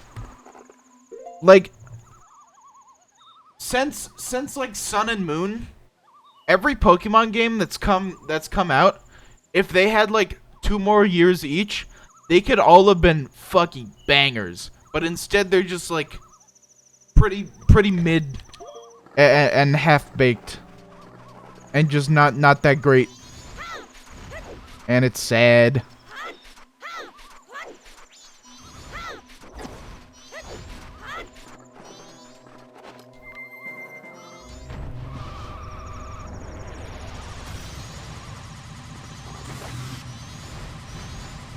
Can I not get into Zora's domain yet? Is there not a fucking owl statue? Beaver's home. Beware of swift currents. Man, I don't remember beavers being in this game, but alright. I think there's a different path to take. Why is the camera being like it is? Oh no, you have to do some bullshit. I remember now. Yeah, you gotta have hookshot maybe even to get to Zora's domain, which is a whole thing. I would really like a statue though, so I can warp here. I've rewrites some of the script for Sword and Shield after an analysis I did because there's a modder who made an editing program where you can completely rewrite dialogue. That's interesting. Obviously, that doesn't fix the mechanical issues with that game, but it's neat to like maybe see the script be a little better. Every character in that game has their own story, their own life, and things they care about that Game Freak refuses to show, and it makes me sad every time I do another deep dive into it. Yeah, fucking... That's the thing, is like... Sword and Shield visually is like pretty... It has some like strong visual design, and the... I mean... The wild area is kind of a cool concept for like a Pokemon game, but then you get into like all of the battle shit. Like there aren't enough animations for moves in battle, which is like a huge part of the game. And there's obviously the writing is an issue, and there's just it could be better. It could be so much better. Also, obviously. The visual design can be decent, but obviously the graphics are really fucking bad a lot of the time, hence the trees that everyone complained about because they are fucking N64 trees. Similar issue with like Arceus. Legends Arceus. Cuz man, that game looks so fucking awful. It looks so bad. But it could look so good, and they could have like leaned into the Breath of the Wild thing a little more. They could have just made it more interesting in general. Man, fucking Pokemon, shit makes me mad. Make your games better, Game Freak. You have literally infinite money. You have the biggest media franchise in the world, second biggest. Behind Hello Kitty, weirdly. And you do nothing with it because you're shitheads. They have like more money than every game company combined. Game companies that, mind you, are making shit like Elden Ring. And they make fucking Legends Arceus, and it looks like a GameCube game. And it is unacceptable.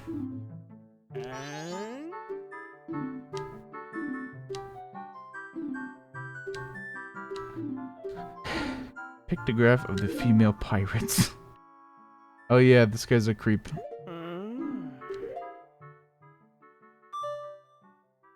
It has... Oh yeah, the game's still shit. Yeah. It has good character writing too. The thing is, all the dialogue and character actions are made to pander to the player. All the cool character lore and motivations are locked behind lead cards and a shitty surface level plot about securing a future that is 1,000 years away. That's lame. I didn't like, You know what I really didn't like that I know that some people like is the fucking stupid multiverse shit in the Hoenn remakes. Shit's dumb. Shit's real fucking dumb. And Sun and Moon, I guess, too. And honestly, I only know about it because I had a friend that was super into those games. I haven't played either. I own them, but I haven't played them. But I know about the plot roughly. I played like 4 hours of Pokemon Moon, I think. And then I got to a point, it was like the first trial or whatever, it was the electric, Sophocles? Was that his fucking name? Anyway, my DS like reset or something a couple times, or like ran out of battery, and I kept forgetting to save, and I kept having to redo the same part. And then I stopped playing because I stopped caring. Supermassive makes Hades while Pokemon shits out Volo. Yeah, exactly. It's fucking... Oh, man. You know what is the most infuriating thing about the new ones? I forget their fucking proper names. Is the legendaries that are very obviously designed to be like motorcycles and have wheels on them, and then you see footage of the character riding them and they're just running normally. Oh man, there was some huge miscommunication there, and it really shows. Lamau, yeah, it's wacky and unnecessary. The Pokemon agenda is 75% cool ideas and 25% actual execution. Absolutely. I'm surprised you made it to Sophocles, honestly. I was, like, having fun. I don't remember how old I was at this point. I was, like, 13 or 14. No. 14 or 15, maybe? That seems a little late, though. That would have been, like, high school. I don't fucking remember. But, I was probably, like, 14-ish. But, it was like I was having moderate amounts of fun with it, and then I got to that point, and then those things happened, and then I never thought about that game again because I stopped caring. I know, right? He runs. I know you're meant to be prehistoric, but you have two wheels. Absolutely. Like the whoever designed the fucking legendary, and you know, I have a theory now about why that happened. Is so. Whoever designed the legendary obviously was told, like, this is what will get you across the world. And they were like, okay, cool, I'm gonna make a Pokemon that's designed after a motorcycle, so it can roll around like a fucking motorcycle. And it'll be like an interesting new way to traverse the world in Pokemon. And then it got passed on to the, like, coders or riggers or whatever, the animators, and they were like, oh, either they were not told about the motorcycle thing, or they were like, fuck that, I'm gonna use some fucking pre-made animation for a four-legged, like, rig running around, so I don't have to actually, like, animate or develop this properly. Either because of time constraint or because of laziness, and it fucking shows. Like, there was either miscommunication or laziness or time constraint there, and none of it is good or acceptable.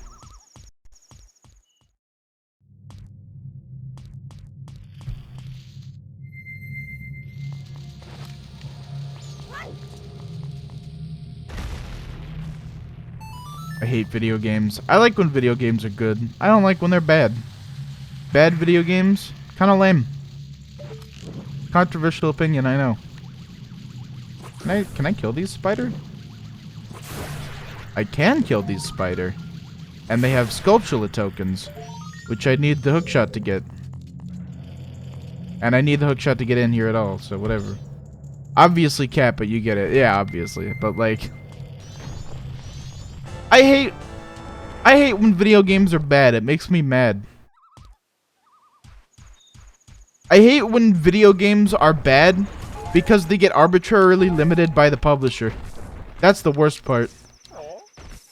Because you know that this is the most infuriating part, is you know that there are artists on the Pokemon development team that are desperate to make something good, and they have all these ideas, and they lay them down and they design them, and then they don't have enough time to make it good, and they know it's not good, but they don't have the time to, like, make it good. They have the money, sure, but then Game Freak is like, you have to get this out in a year, and they're like, well, shit, I guess I'll just shit it out and it won't be good.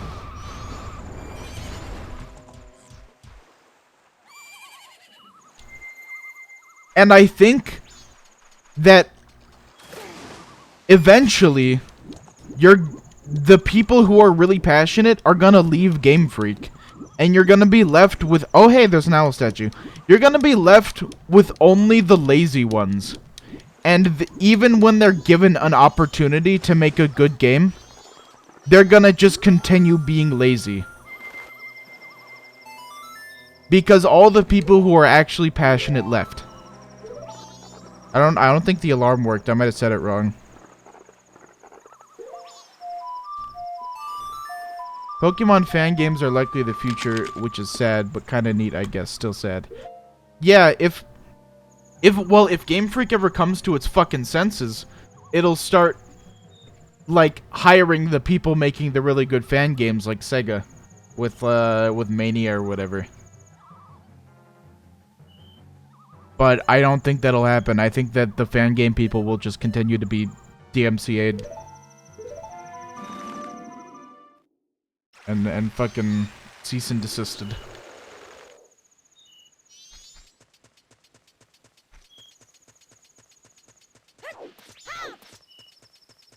And the issue is that all of this could change if people... If the sales of Pokemon games were hurting, but they're not.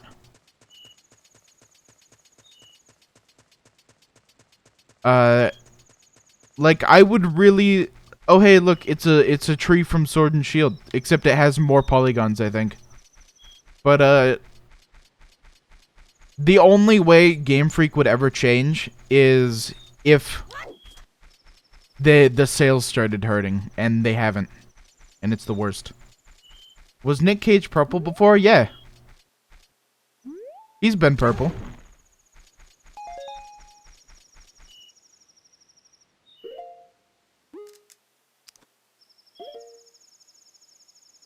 Was that the bite of KG7? Shut up.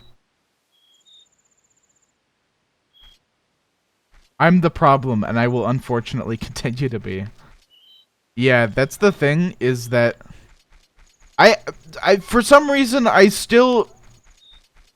have, like, 8 Pokemon games that I've never put in a system and played. But I fucking care about Pokemon enough to keep getting the games. I haven't bought any. I haven't directly bought any, but I always ask for them for Christmas because they're really easy gifts for family members, actually. Mainly. And so I have a lot of Pokemon games that I'm probably not ever gonna play. But I also have a problem with wanting to have at least one Pokemon game physically from every generation, which I do. And I need to not. I need to put a stop to it eventually, but fucking man. I don't think the change... That's the thing, though, is the change isn't gonna come from me alone. It's gotta come from more places. The biggest issue, obviously, is kids who don't know what a fucking good game is and don't care to not buy them. And I think that's the reason why Game Freak is never gonna get better, because kids will keep buying the Pokemon games. Might start pirating, but that's unfortunately not going to help as much as I wanted to. We are sheep. Yeah, we are. We're slaves to Game Freak. For different reasons, but whether we like it or not. Oh, hey, there's it with the roof, which we haven't seen before. Or I had never noted. I have never touched a Pokemon game besides Yellow, Lizard says. You know what's really funny is... That was, like, literally my first Pokemon game. Was Yellow, even though I didn't grow up in that era, because I got a Game Boy Color from my uncle, and I had Yellow on it. And I never beat... I still don't think I have ever beaten Yellow. But I sure did play it a lot.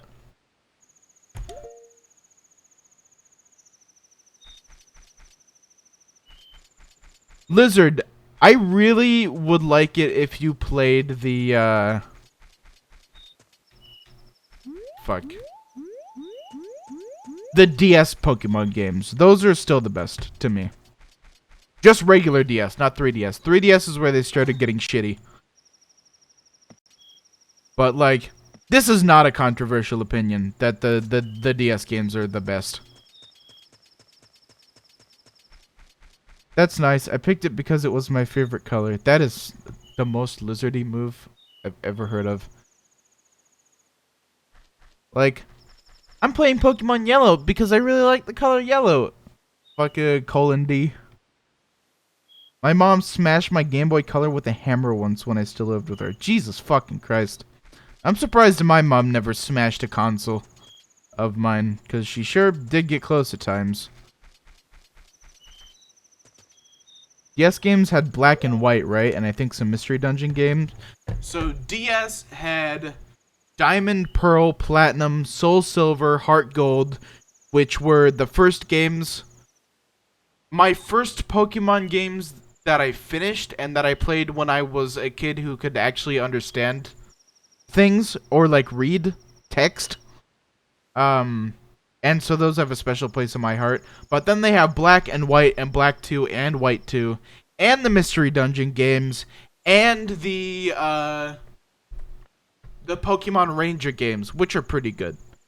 I liked them as a kid. I don't know if they actually are good games, but Mystery Dungeon people really fucking like.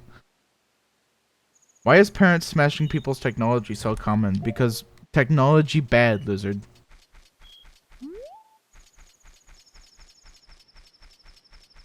Do I just stand out here, or am I supposed to talk to Romani, or what? Because I'm scared that I'm gonna miss this. I assume I just stand out here, right? Because, like, that, surely? Yep, there we go.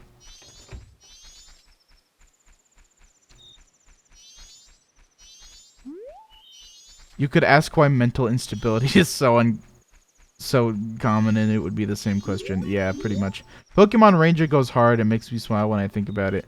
Yeah, I wish I would like to play the other Pokemon Ranger games eventually. I want to look up the one I played. Because there were a bunch of them, or, well, there were like 2 or 3 of them, and I only played one. I wanted to play the rest as a kid, but I never did. Pokemon Ranger. They were cool, though. They had a lot. You know what they did? You know what the biggest problem with Pokemon Ranger was? Was that once I finished that game, my DS screen was scratched to hell in a circle. It was like just like a perfect circle, or many circles where it was scratched, because that's what you do in that game. So there's original Pokemon Ranger, and then there's Shadows of Almia, and then there's Guardian Signs. I played Guardian Signs, I believe. And that game was pretty dope. At least to me as a kid.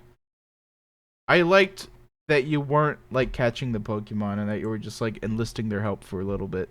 It was a cool way to shake up the formula and the ideological systems of the world of Pokemon. My dream Pokemon game would be a game where you can visit like every fucking region and like do everything, but obviously that's never gonna happen. But if there was a fan game that ever attempted that level of scale and did it successfully, that would be like the game. That would be the definitive Pokemon game. All of them are good standalones if you just want to jump in. I should put it on a list. That would be some like good nostalgia. I would love to marathon eventually all the DS Pokemon games. That would be some nostalgia that just fucking destroys me. I spent so much time in that goddamn Celebi dimension in Guardian Signs. Of course it's what everyone wants. Yeah. I think it's everyone's dream Pokemon game to be able to visit all of the regions. And you know what? When I was a kid, I thought and I was playing Soul Silver, which I still have my old cartridge and my old save of, by the way. I would love to... Man, I would love if there was a way to show that off on stream somehow. That would be great. But, anyway, because you get to go to Kanto, in Soul Silver, I thought, well, shit, what if they put the rest of the regions in this game? And I was convinced. I was absolutely convinced as a kid that you could go to Hoenn. And I really wanted to go because I think on the far east side of Kanto, you can catch a couple Hoenn Pokemon, and I was like, where are these from? I want to go there. Holy shit. And then eventually down the line, I ended up playing Emerald, and I didn't really like Emerald. If Blizzard is interested, you can marathon with him. I would love that. I don't know if we would ever do it. It would be a big undertaking, but I would love to do that. Give me these rupees. Romani. Almost time. Take care of things outside. If you have a map, watch it carefully. Whatever happens, do not let them get into the barn. They'll come from behind the barn, so watch out. Run out of arrows, crate, and grass. There are arrows in the grass. Obviously, you're supposed to just know this. This is obvious. Of course there are arrows in the grass.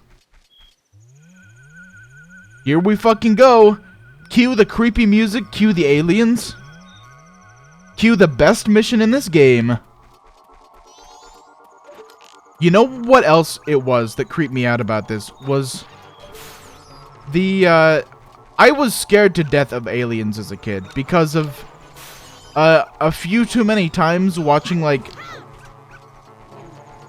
alien shows on the History Channel as a kid. And getting super fucking freaked out.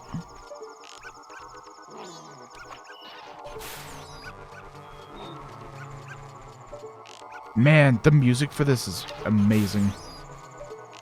It's so creepy. Oh yeah, I'll show off. There's a... Or I'll just talk about it. I don't even know, like, about showing it off, but... On the first day, there is a red star in the sky. And after the first day, it disappears. And it's like, it's the alien ship, basically. But it's such a fucking great detail. And yet another piece of polish that makes this game just amazing. Fortunately, the literal aliens can be fended off with a bow and arrows. Also, these aliens are based off the Flatwoods monster, which is a cryptid. They look pretty similar, too.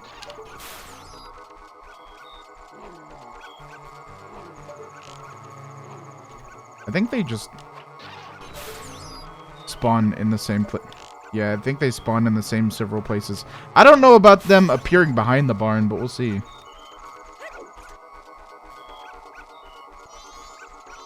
Doesn't seem like it. Did I fuck up? Did I lose? I did lose. The what? Where'd they come from? I first tried this as a kid.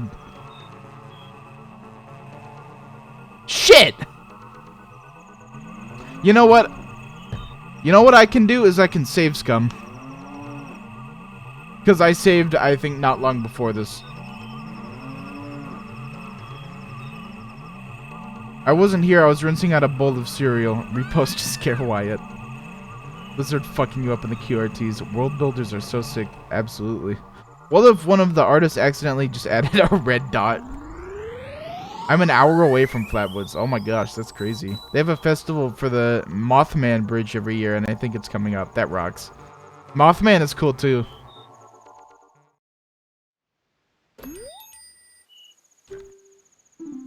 So yeah, Romani gets fucked up, and then she gets her brain wiped, and she reappears on the third day with her brain wiped.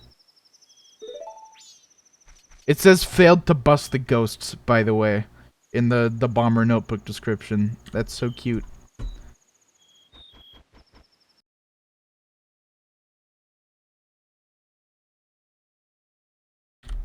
Mothman, on top of being like an interesting cryptid, is also just a great piece of folklore, of modern folklore. I love it.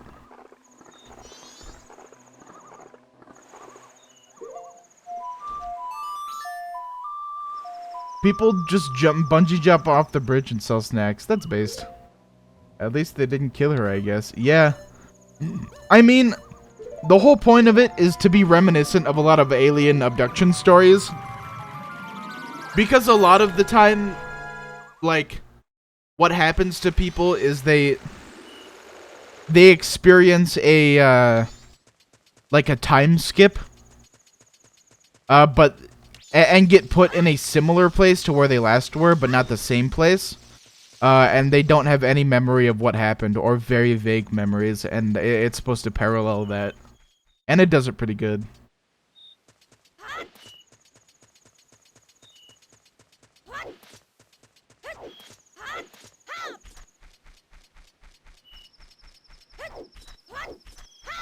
Should I just save state here? I think that would be a wise move.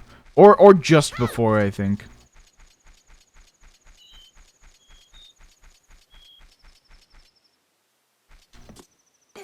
I like the Mothman cameo in the Adventure Zone. It's weirdly cool to have a Monster of the Week campaign set in West Virginia, since this is otherwise a really shit state. Yeah, Mothman is one of the few things West Virginia has going for it that are, like, notable. Not to be, like, insulting of West Virginia, but I feel like people who live there would agree. It's like Mount Rushmore in South Dakota, where I grew up. Like, there's nothing, and then there's Mount Rushmore, and maybe the Badlands National Park, if you know about it.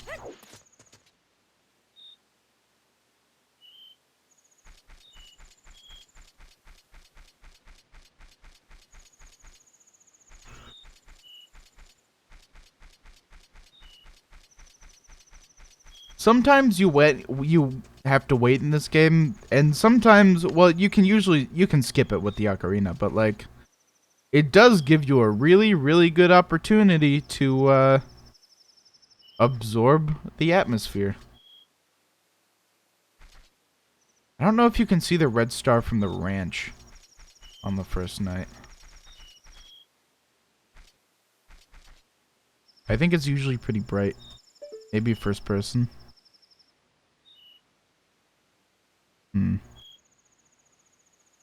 Look at the little polygons on the edge of the skybox. You wouldn't notice this if it weren't in, like, up-resed really far. I think it's usually pretty obvious. I don't think you could see it from the ranch on the first day. I literally just insulted it. You're fine, dude. The issue, though, with, like, insulting a state is that you'll have somebody, like, ridicule their own state, and then you agree and say something bad about it, and then they're like, what the fuck, dude? Like, why'd you just insult my state? What the hell? And it's like, well, maybe because you just said something bad about it, but I don't know. It's happened, alright? Parts of it are kind of cool. I live in Charleston, which is, like, the capital, and it's a fairly nice mini-city with cool coffee shops and stuff. That's not so bad. Wow, I can't notice it now.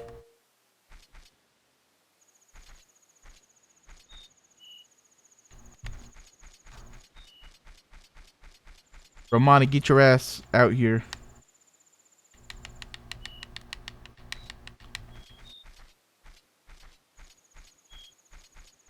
Link controls relatively tightly in terms of turning.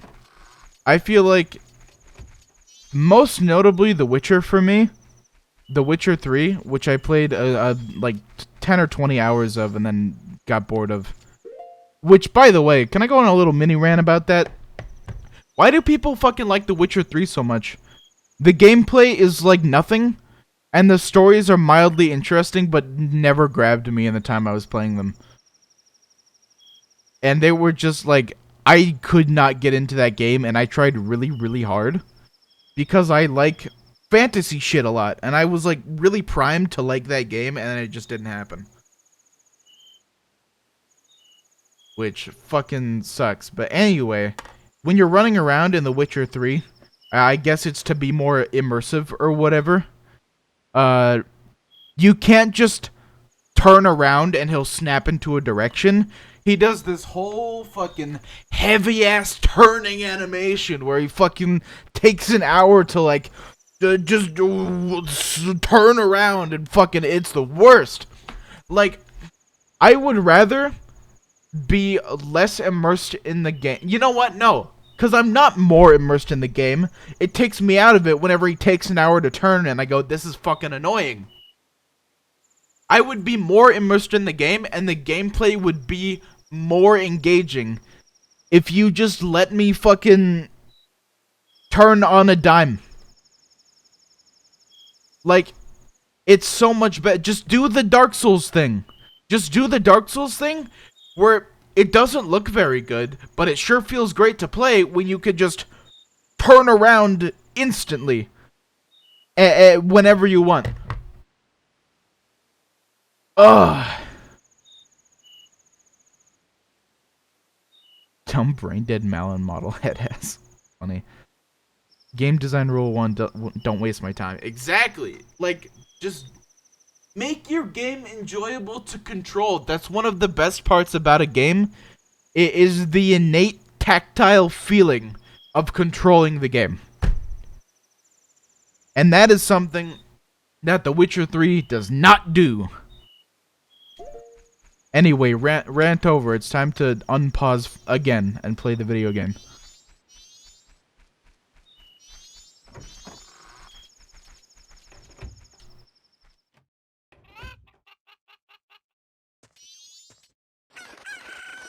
Get the fuck. She has to talk to the cow first before she turns and you can talk to her. Come on. Is it that hard to do a few steppy turning animations in between a direction snap? I'm sure it is, but bro, it's worth it. I think nowadays you could make it so that it does the direction snap thing instantly, but then also does a little bit of procedural animation on the legs to make it look a little good. But I would rather have it look shoddy, but feel good. Because then I'm not taken out of the game every time it does a little animation for me to turn. Horizon Zero Dawn had this problem too.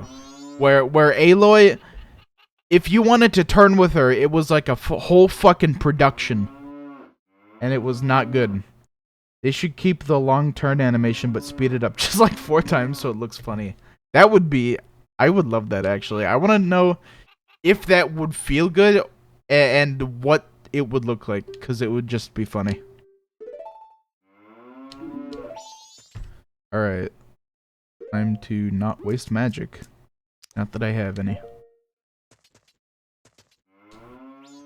I love it when games look shotty. As in, shorty. Face lizard.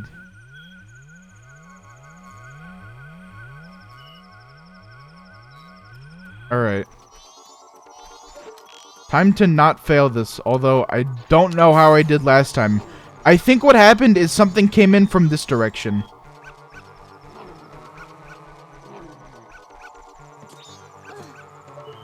This is the crate where you shoot them from, because you can get a good vantage point.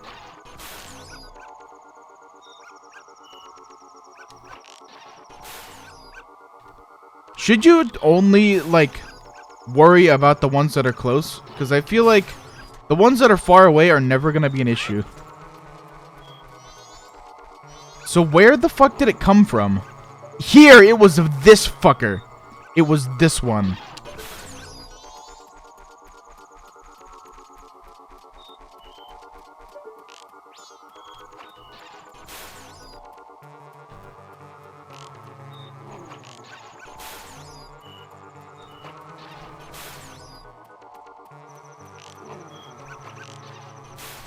I feel like this one just responds too fast and makes it pointless to do.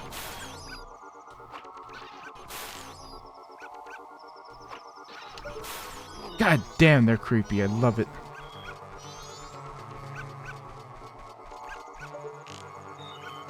This motherfucking one.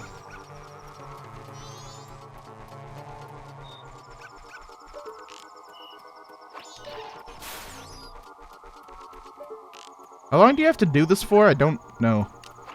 You know what is probably good is that this is time-based. And you know what I should do? Is I should Wait, this is not... This is the one to skip time. I don't want to do that one. No. Let me do the...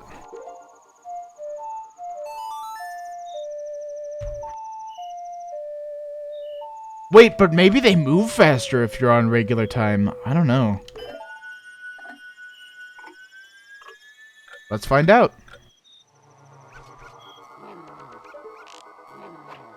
Yeah, they might move a little faster. Actually, maybe a lot faster. Maybe I don't feel too good about this. Because that's kind of like making this a challenge now. It's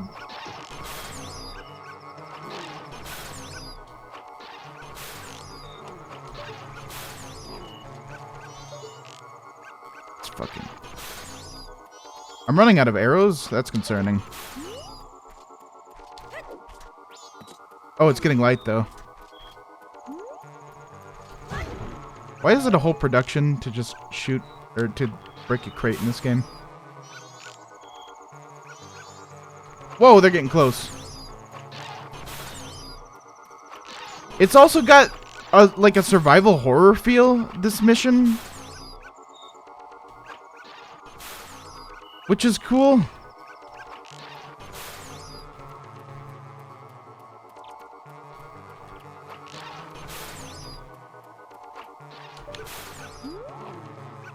I have not run out of arrows. I thought I would have by now.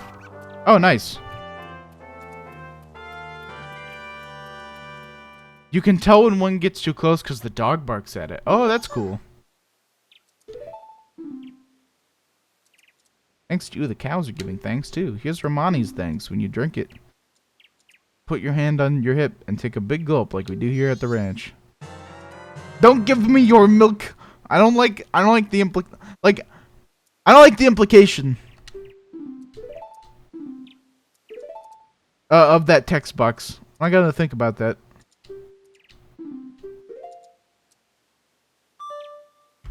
So now I can do the Cremia mission where I protect the caravan, I think. I think that was the thing.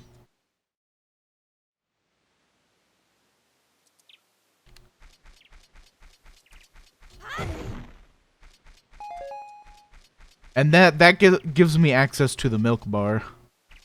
And it's technically a side thing, and I technically wanted to save the side things for the end, but I also don't want to do this again, so that's what's gonna happen. I like Romani most when she stops thinking and turns catatonic. Jesus.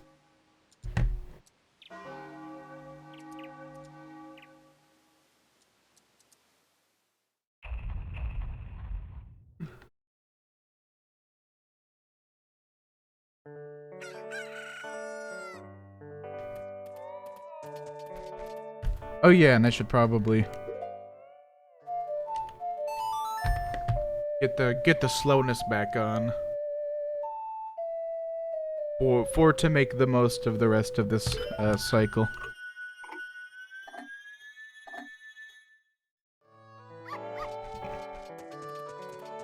I've been streaming for 2 hours and 20 minutes, and it feels way longer and way shorter. Because I feel like I haven't done that much, but I also feel like I've gone on like 7 different fucking rants. This is a good stream, though. I'm liking this. I'm having fun. So does anything else come of the aliens, or was it just a fun, weird side plot? No, that's pretty much it. That's, either they come and they steal all the cows, and fuck up Romani, or you ward them off.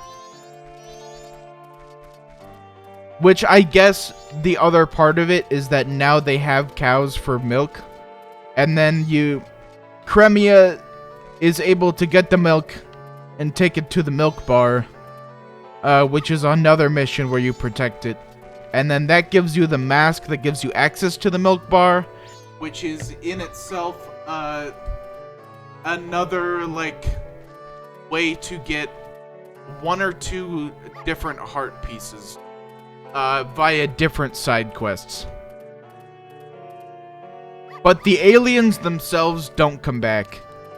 This starts a lot of side stuff. But the aliens never become a factor again. They're just a creepy one-off thing. And in my opinion, that's all they needed to be, and for them to be any more, or for you to know any more about them would lessen their creepiness.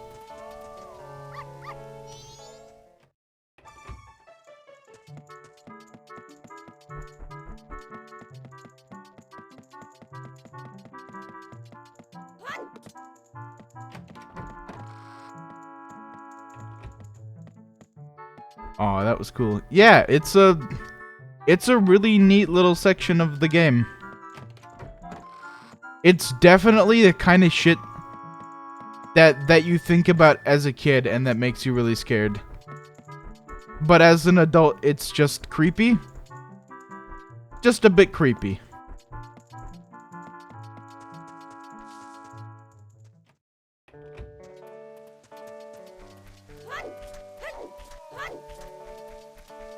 It's really weird that, like, Cremia and Romani aren't in the house, like, at night. Like, it's just empty, seemingly. Or in the morning, I guess.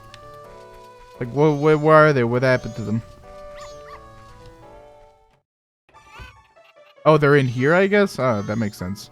But they never walk there, they just teleport.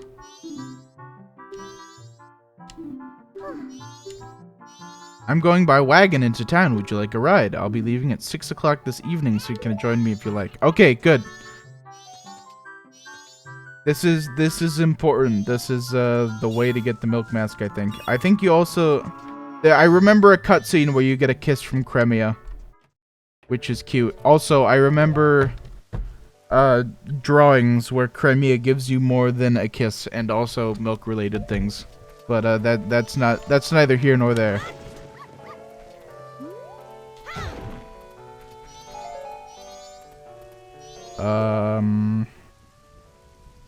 I should set an alarm, I guess. Try to.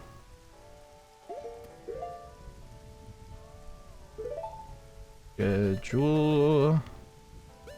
Hey. The little badge means that you completed their quest. Oops, what the...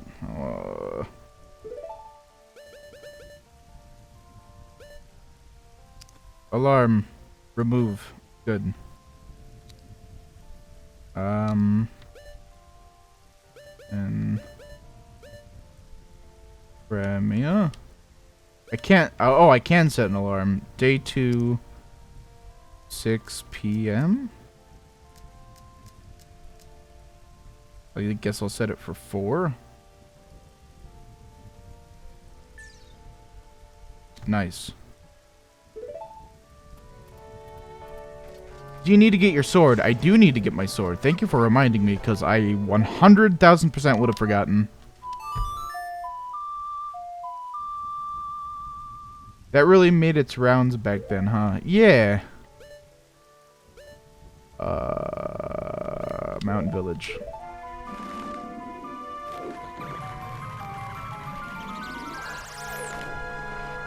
I used to listen to a Zelda podcast a long time ago. And I've mentioned this before, but it was the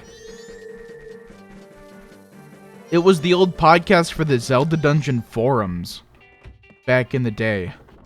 And it was like, I would look at it now probably and be like, man, that was really weird and dumb. But I have a soft spot for it. But that was when I was really into Zelda. I would listen to all the episodes of that podcast. And it had ended, honestly, by the... No, it might have been just barely ending by the time I started listening to it.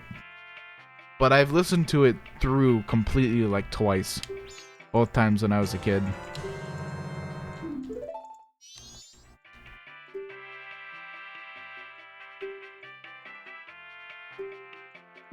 Okay, fucking finally time to do this.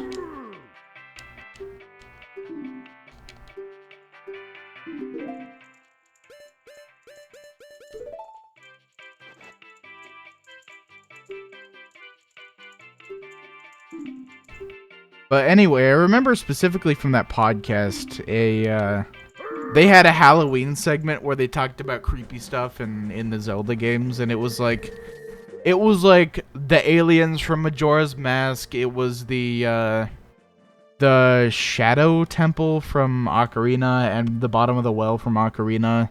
It was probably a lot of things from Twilight Princess. I don't remember the rest, but like those I remember specifically. I would like to listen to that again one day. It would probably be entertaining. So now I can probably explore the I can explore the seaside a little bit more, but I don't know how much I'll actually be able to do there.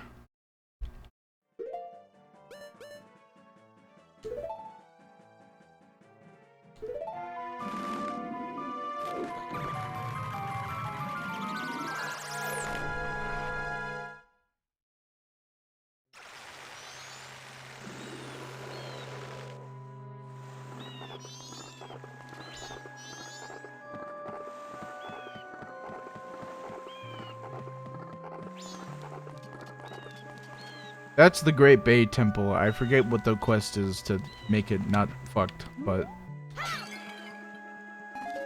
that's the next goal, I guess, is probably on the next cycle is what it'll end up being.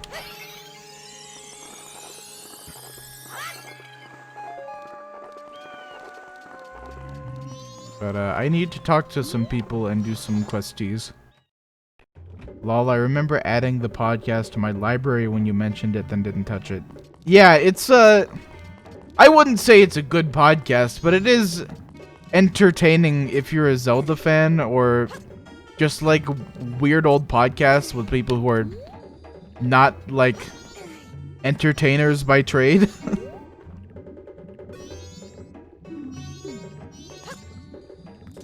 Wait, could you dump the seahorse in there and they eat it? That would be fucked up. I would love to do that, though. They're like, what are those Zoras doing? What is it, boy? Did you also come to watch the Zora eggs hatch? Oh, you have to get the eggs. Yeah, they're in the pirate temple, I remember. Or, not pirate. The pirate fortress, I remember that. The pirate fortress has good music, too. 1 to 3 days for them to hatch. Unless you play a sword, or I mean, play a song for them, then they just hatch. Oh wait, no. No, what happens is they become the song. You get them all in the tank and then they hatch and then they become notes and they become the song and you play it. Yeah, that's weird. It's a weird thing. Oh shit, global warming? Climate change? What up? They're very slowly genociding the Zoras by making their eggs unable to hatch, which is kind of fucked up.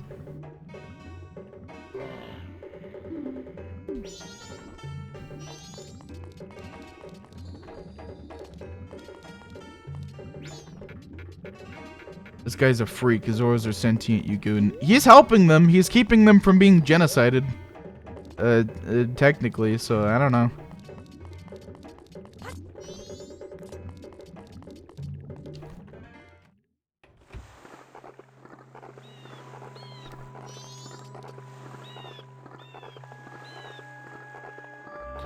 But yeah, I fucking don't remember what you're supposed to do. But we can figure it out.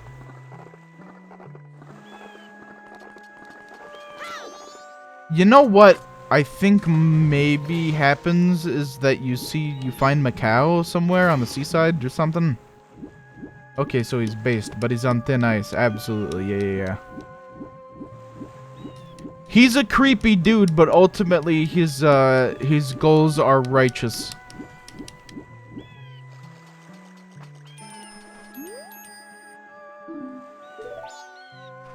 Yeah, that's where we have to go next, Tattle. I know this. I'm very, very well aware. Also, I have eyes. Yes, I can see it. Zora Hall ahead, out in the water. Follow the coast for the waterfall. Enjoy the wonderful ocean view. He was a little confused, but he got the spirit. Yeah. Oh, can I just get in it? Is that it?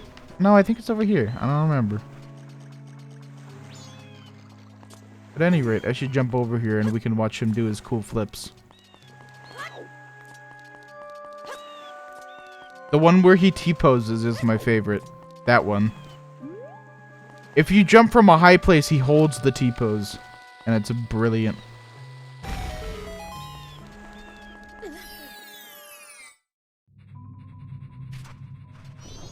No way to kill these! Unless I was Goron Link, I guess. But I'll just get the fucking rupees and get out.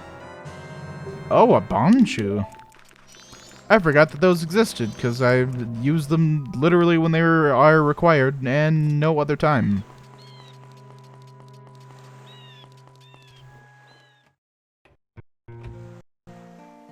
Oh, fishing. Oh god, fishing. Are there multiple fishing holes in this game, or is this the only one? Surely there's more. But, who's excited for fishing, baby?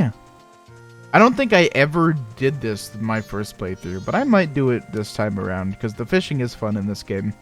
Even if it makes me, like, want to explode. Also, is that a secret ice spot for the Jora mask down there? I think it is.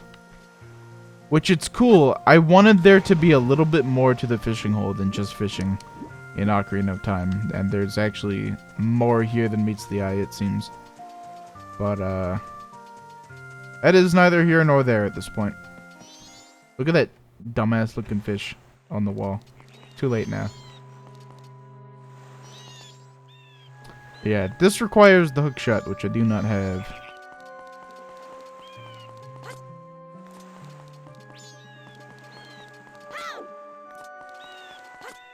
Look at that fucking lake in the water, ready to steal my shield. Actually, do they steal your shield in this? Because you kind of just have it. You don't have to, like, buy it or get a new one or whatever.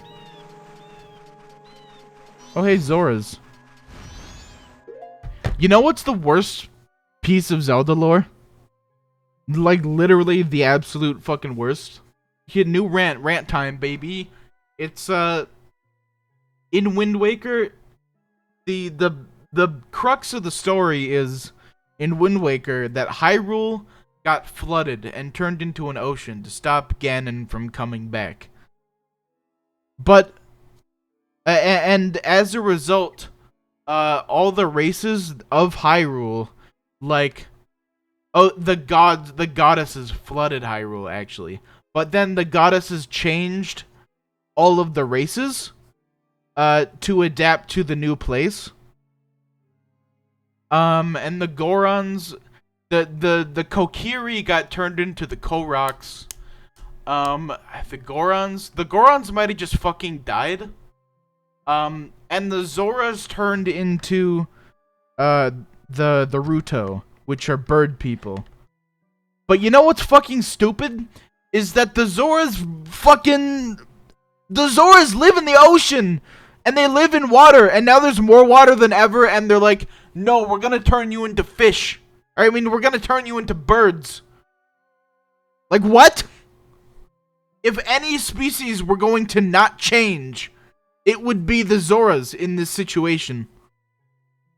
And like, fucking, and the humans didn't change for some reason. Like, you'd think they would be, like, Hylians would be, like, a different, look different or something, or be changed by the goddesses like the other fucking races, but no, it's the Zoras that got the shaft for some reason, for no reason. Like, what the hell? The one species that did not need to change to adapt to this new environment were the Zoras, and then they're birds with limited places to land because now everything is an ocean. Like, they got the most raw end of that deal.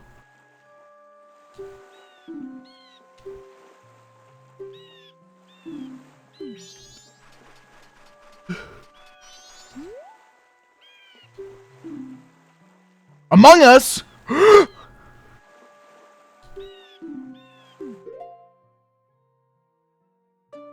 You have to use... Oh yeah, Macau has a boomerang move. And if you got the Zora mask on, you can break all those things with the boomerang move. But I cannot, because that I do not have. And I don't have the hook shot to get up here onto these trees.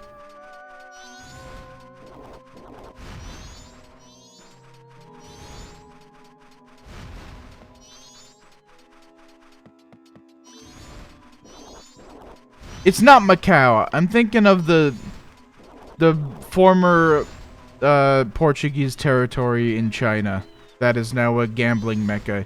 His name is Mikau. But I'm gonna keep calling him Macau because that's what I keep thinking of. But it's Mikau.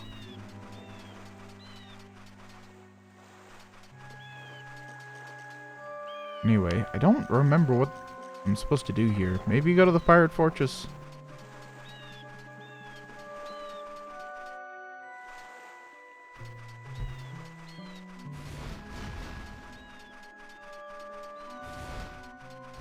So that's the seahorse guy. This is the egg guy. I guess Pirate Fortress is the next, like, thing to do in the seaside. I think I need the stone mask to do it. No, the stone mask just lets you skip all of the challenge. Otherwise, it's a stealth section that is completely doable without the stone mask.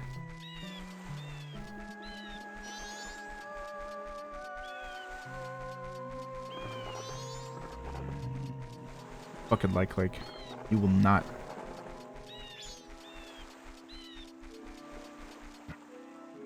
It's probably recommendable to have, like, a sword here, though. I don't know. Mikau is cool, and I wish I cared about the people who care about him. Damn.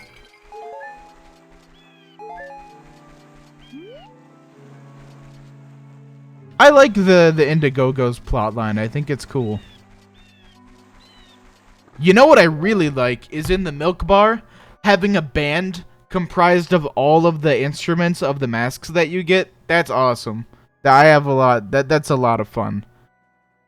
You can hear like all of the instruments that you have available playing a single song.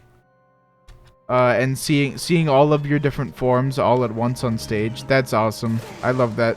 I love that moment so much. What is infuriating about it is that they play the quote-unquote Ballad of the Windfish that is nothing even a little bit like the one from the Game Boy game. Like, if you're gonna call it the Ballad of the Windfish, make it the song. The really good song. Whoa, that's sick. I didn't know that happens. Oh my god, you're in for a treat when that happens. When I get to the milk bar and I have all the masks with the instruments. It's really cool.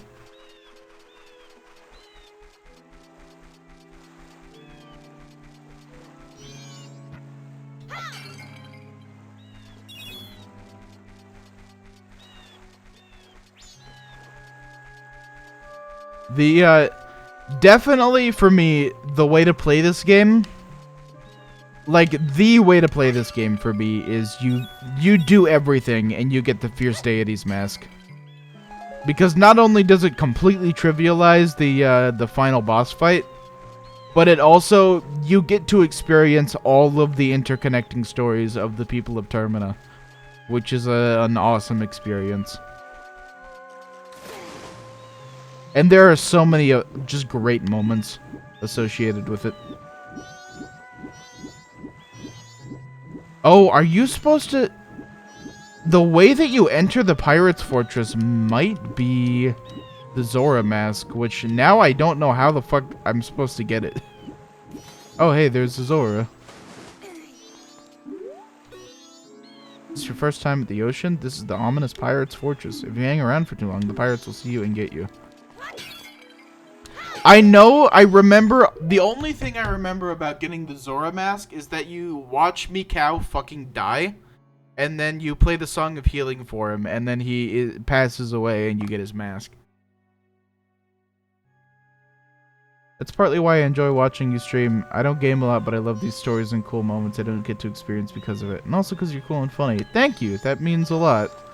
I'm glad you enjoy my streams. Because I do, well, I try and make them enjoyable, obviously.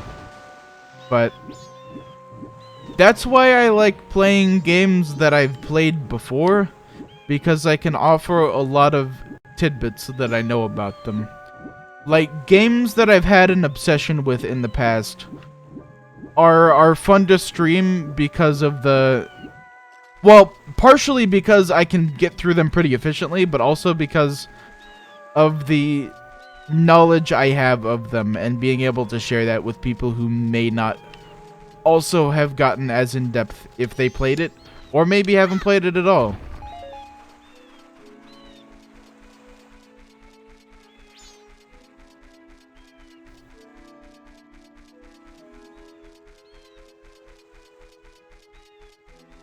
And well, the other part of that is in the case of Zelda, I was like, I got fucking laser focused on Zelda as a kid. And I think it influenced a lot. It influenced, like, probably my entire development of my brain growing up. And is the reason why I like fantasy shit and adventure in general. Or like adventure stories in general, is because this game did it. or no, this franchise rather. This series fucking affected me in ways that are still being studied by, and still not fully understood by science today.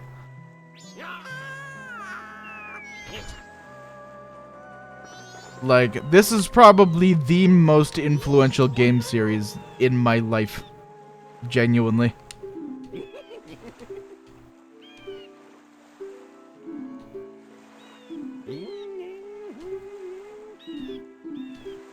Great Bay Stone Tower, here we go. Wow. I'm gonna head out for a bit feeling sleepy, but enjoy the stream. Thanks for coming, Lizard. You know you don't have to, but I'm glad when you do. Wyatt Hyperfixation Pog, yeah. Map of Stone Tower, now you can find your way around the canyon. Wow.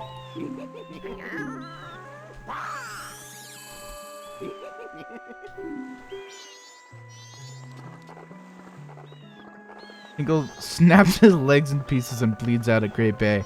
Yeah, of all the places for him to be, and of all the places for him to potentially land, the one metal structure is probably not a good one. Like, he could be landing in nice soft sand, but he's not. Let's see if the alarm works this time.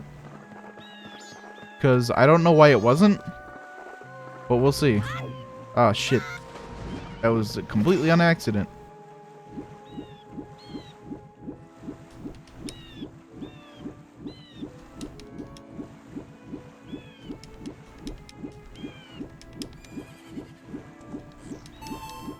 Oh, that's what the alarm is like.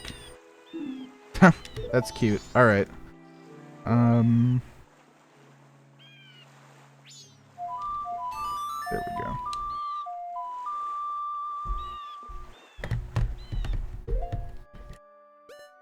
This is... Where do I need to be? I need to be in Milk Road. That's where the fuck it is.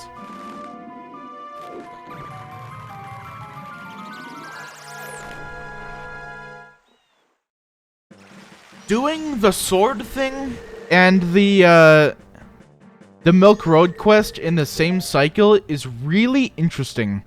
Because I didn't do them simultaneously when I first played this.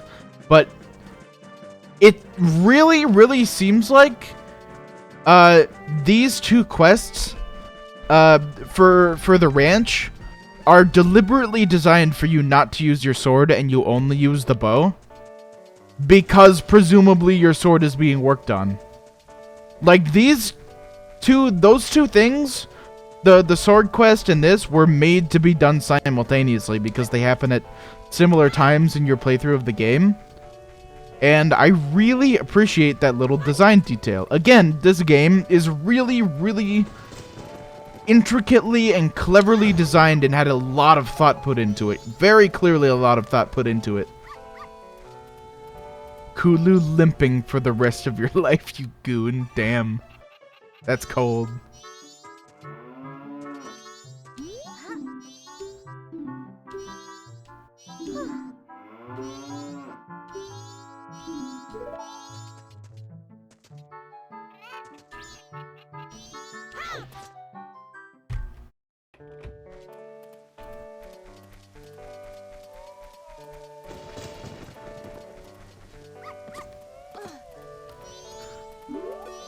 Also, you know what? Notice that the main quests for the ranch also happen on the first 2 days, which is when, presumably, when they would be working on the sword, because they can't do it on the 3rd day. And also this upcoming wagon quest only uses your bow again. I'm pretty sure, so it's absolutely intentional, which is fucking so cool.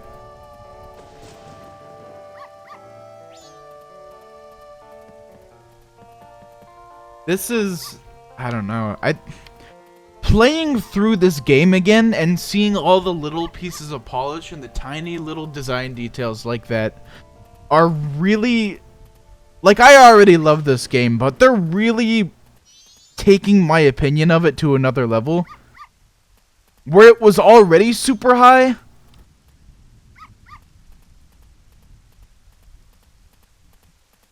and that's, I think, super fucking cool. Like, this might, by the end of this might end up being my favorite Zelda game. Instead of, like, one of my favorites. Like, I might come out of this experience with a favorite Zelda game, where I didn't have one before. And it might be Majora's Mask. But Breath of the Wild is also a pretty strong contender. Well, no, it's not. I don't know that Breath of the Wild is my favorite Zelda game. Yeah, I would say it is one of my favorite games, but it's not very much of a Zelda game. Although, I don't know. It still has, it's got so much of the Zelda DNA, but it's, you know what? It's one of my favorite Zelda games. I'm not gonna fucking beat around the bush. It definitely is. But yeah, I don't think it's gonna beat Majora's Mask. Cause it doesn't have the fucking emotional angle of being connected to all the characters and stuff that this game has. Yes. All right. Let's do this thing. Tonight I'm kind of lonely. I welcome the company. Link's Awakening is mine, and it's not much of a Zelda game either. Yeah, I think Link's Awakening set a lot of precedents for 2D Zelda going forward, though. It's been a while now since our father died. I'm trying to take care of the ranch, but things... Oh, cows always seem bothered and frazzled and finding broken bottles everywhere. Who's doing that? I don't know. My sister Romani has been worried, too. She's practicing using a bow. She says to stop the ghosts. Man! Fucking... What about the town folks saying about the moon? It's bigger than before, isn't it? Fucking character development, dude. I care about this character now. Even though it's kind of a text dump. Andrew, the day after tomorrow is your wedding. This is another quest. Another interlinked quest to this one. But like, fucking... I wonder if it will fall, that thing. This is a random side character in this game, and she has so much going for her. Like, she has her whole... She's a fully developed character. Get your bow ready. Ah, cool.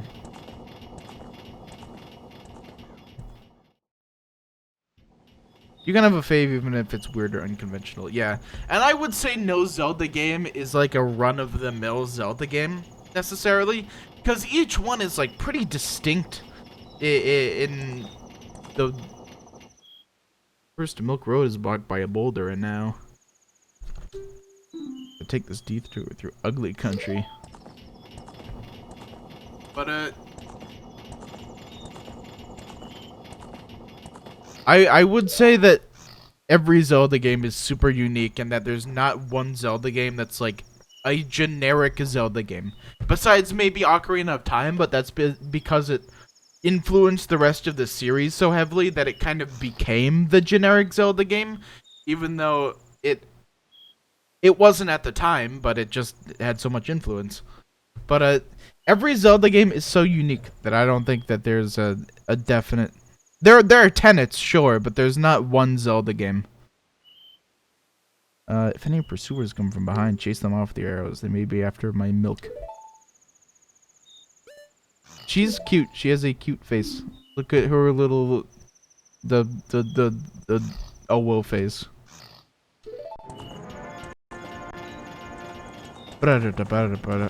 Oh, I think these are implied to be the Gorman brothers.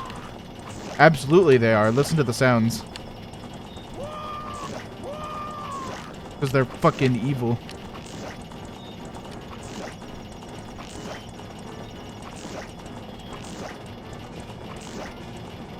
The Nick Cage version of the song is good.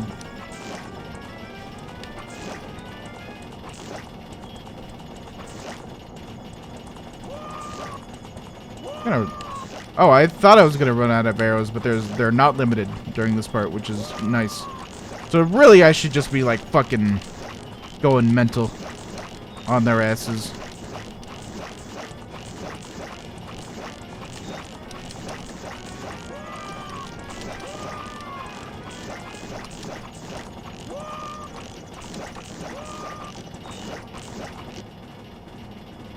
Yeah, fuck them up, Cremia. I like Malon. Malon makes me smile. And this is basically sassy alternate universe Malon, so I like her too. Yeah! Man. The characters in this game are good characters. And I like them. Yeah, Milk Bar. The Milk Bar also has really good music. The mask is only given to a limited amount of adult customers. It's proof of membership. Now acknowledge you as being an adult. Cute. You know, there are a lot of little things in this that hint at like a coming of age type deal for Link, which is why I guess the theory has come about that it's a kind of a reflection of Link's subconscious. Instead of, or maybe as well as Skull Kids, and maybe that is why like Majora is destroying everything because Link is fucking up his world with his own subconscious, but I don't know. Because, like, there are a lot of aspects of this that hint at, like, a coming-of-age thing. Like, Link, she's like, oh, Link, you're an adult, and the guards acknowledging you as an adult if you get your sword out. I don't know. There are some hints in there of something else. That was cool as hell. I love that. Yeah, I love the that quest. Oh, this is where the ferry is at night, huh? Huh. I hadn't even noticed. But check it out. I get in the Milk Bar now. If it's open. They might not. Oh, they are open. The Nick Cage version of this slaps, of course.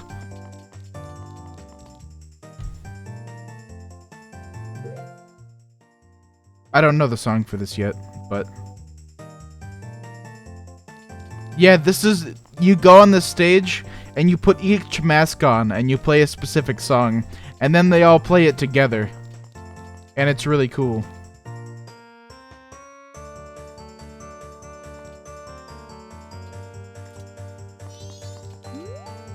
Oh yes, you remember. I'm sorry, but the bar opens at 10 o'clock at night. I'm getting things ready now. If you want to just talk, I'll let you stay. Oh.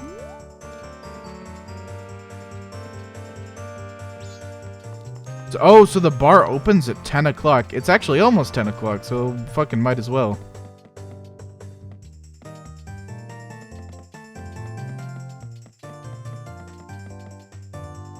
To get the things ready for tonight's business, please take care. Oh, okay. So I gotta wait out here for like an hour, I guess. Or I could skip it, but that's no fun.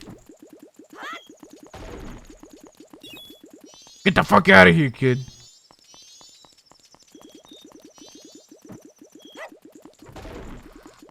I could explore Second Day Clocktown at night a little bit. Notice things are happening with him.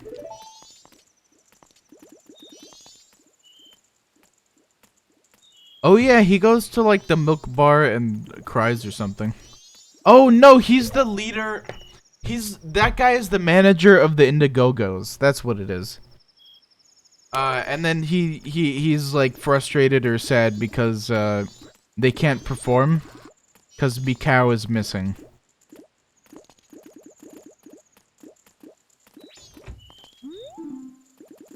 And he goes in before they're open as well. Note that. What the fuck is up with that? And then you play on stage. You know what happens is you play on stage, and then that guy gives you a heart piece because he was like moved by your performance of the Ballad of the Windfish, which is, I believe, the signature song of the Indiegogos. That's what.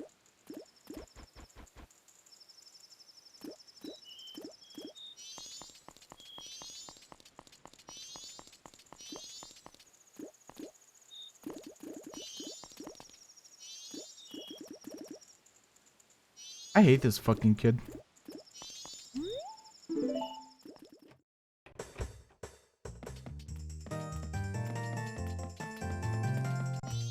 Oh, no. He was just a fan of the Indiegogos. This guy is the manager.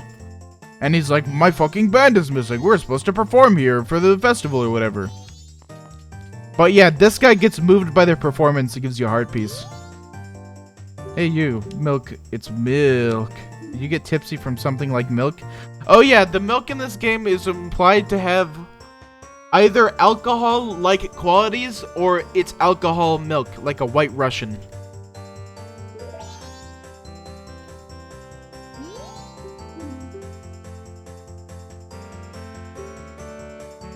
Oh, and he's one of the Gorman brothers. The third Gorman brother. The mystery, not Mario and not Luigi one. Nothing. So yeah, he's associated with the Indiegogos somehow, but like he's not their manager like that guy is.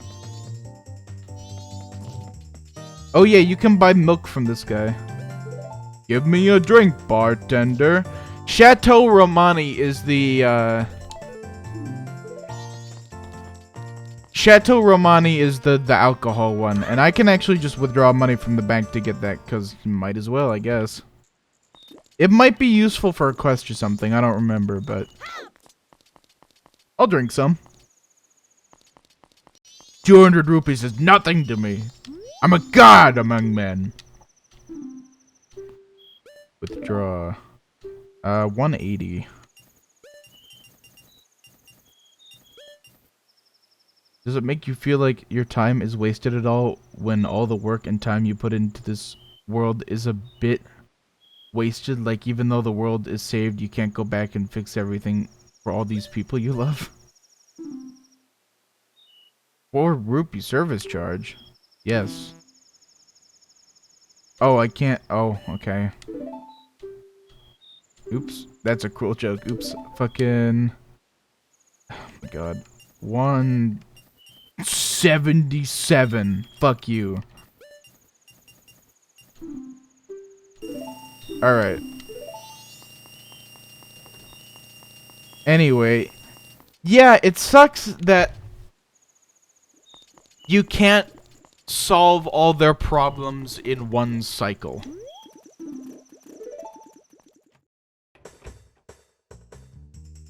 But it's... I'm still glad that it feels like you do in the end, because the end credits have, like, the end credits show you the people celebrating at the end, and most of them are related to the stories of those people. And they only appear when you've done the, when you've done their quest. Only then will they appear in the end credits. So if you've done all the quests, I guess the game essentially says, like, you did it. And that you just, I guess, suspension of disbelief that you theoretically did all of this in the 3 days, like, functionally. So even though you can't do it in the game, it's kind of there. But I wish it was all possible. But there's just no way.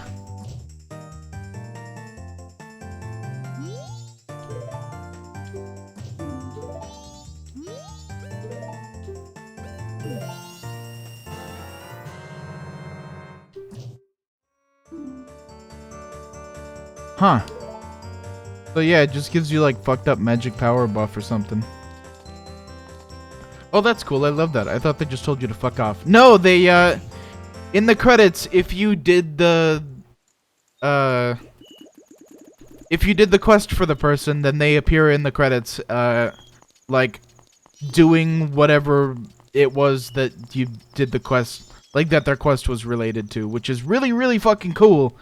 And also, it means that if you missed something, there is a jarring empty space in the end credits, cutscene. And it feels off. So yeah, there is a sense of completion in the end. Oh my god. You left your sword. Holy shit! There's fucking flavor text for this! This game has so much fucking polish! It's great!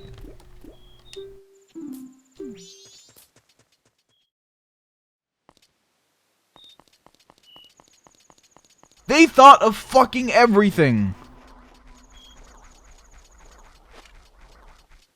I believe the cow mask might have something to do with the cows. Like, you might be able to get milk from them if you see one. I don't remember, though. Gives me the sort of the same feeling as Link's Awakening, how the entire world is fate, but the important part is losing yourself in it in the first place. I'm glad this game, it goes a bit beyond that, though. Yeah! It's sort of a natural extension of Link's Awakening. With the, like, utilizing better technology to tell a more nuanced story and intricate. I imagine it's kind of what Link's Awakening would have done if it were not a Game Boy game. But for what it is, Link's Awakening is essentially a full console game of the time. Like, on a portable console, which is an achievement in and of itself.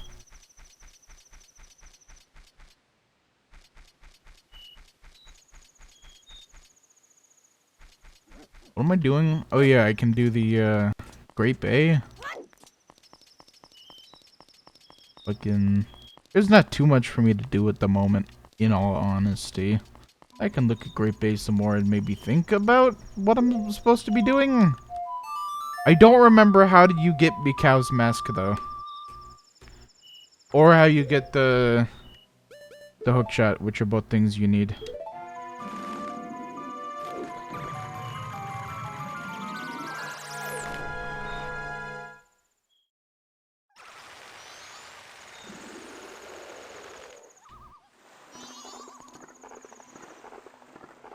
Epona is gonna be right there on the shore for the rest of the game. No! She is gonna be right there on the shore for the rest of the game, but because I'm going to deliberately leave her there, not because I'm going to forget. Like I thought I was going to. Because you know why? Because... Man.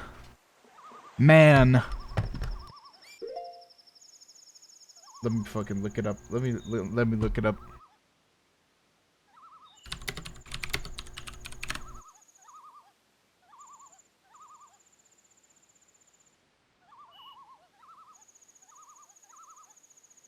Fuck yeah.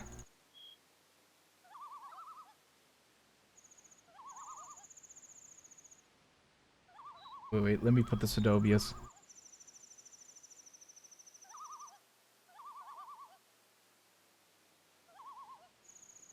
Man.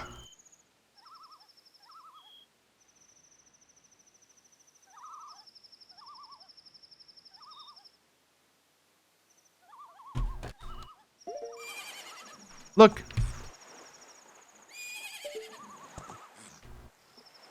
Man. I could definitely get her in a better spot, but you know what? It works. Wait. I'll get her in the right position, though. Not blinking. Come on. There we go. Man. Oh, wait. Shit. It was covering the screen. Alright. Wait. Man.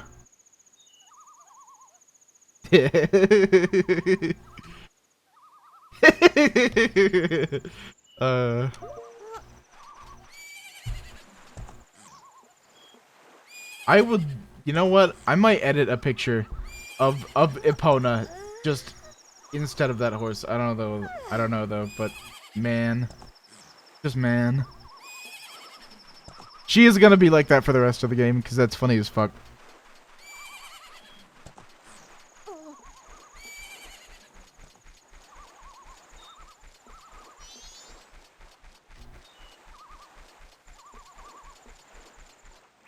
Well, I guess I should just swim over. I don't know. Do you have to be, like, in front of the pirate fortress or something? I don't remember. I'll go look at it again, though.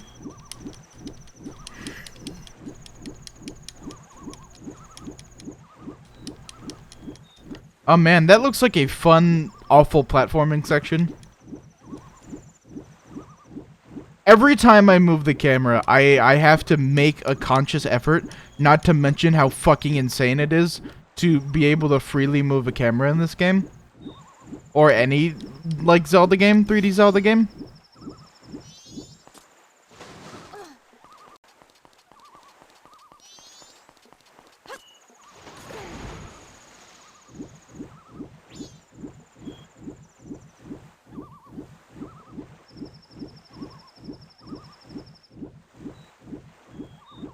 Huh. Maybe it's during the day? I've only been here at night, after all. I don't know, though. Wait. I can watch him spawn in now. Oh, no, I can't. Shit. I thought he was in a different place. Oh, nah. They know you could watch him spawn in. They accounted for that. Fair enough. I thought it was gonna be jarring and funny, but it was elegant. Unfortunately.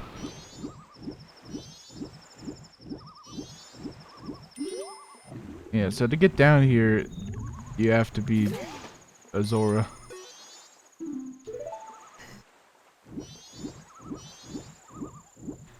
You know, the thing is, I don't think you see Macau getting stabbed, do you?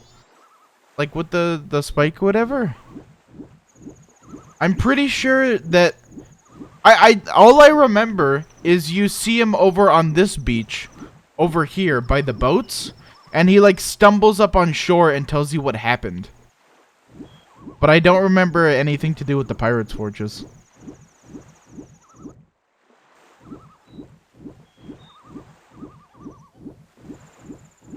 You know, the eggs are, I think the eggs are also out in this area. This big pit or whatever.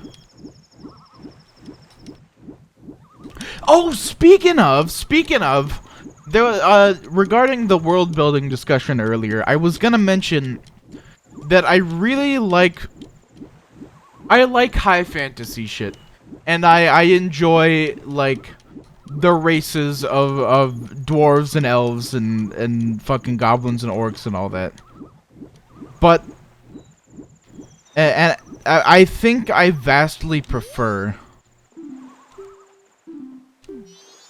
worlds that aren't necessarily conventional fantasy worlds.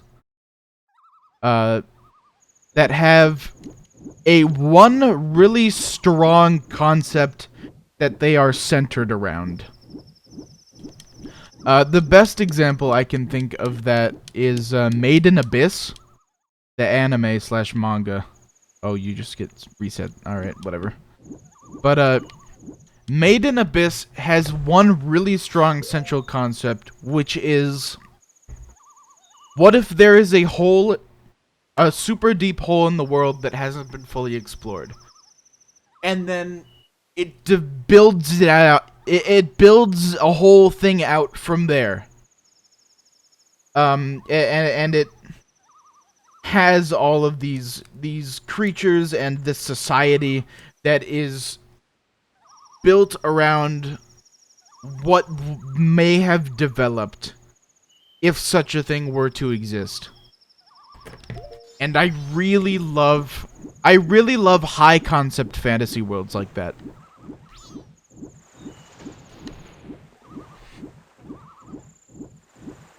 This is a really big map for this game, actually. I'm surprised it all like renders and doesn't take you to a like new loading screen or whatever between these two areas. It feels like a lot.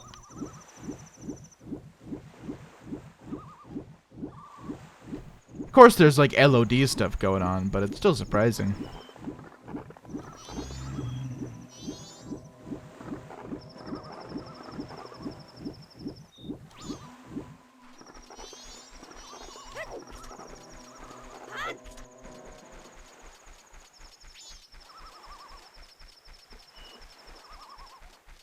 I really thought I'd be getting to Great Bay Temple tonight. Holy shit.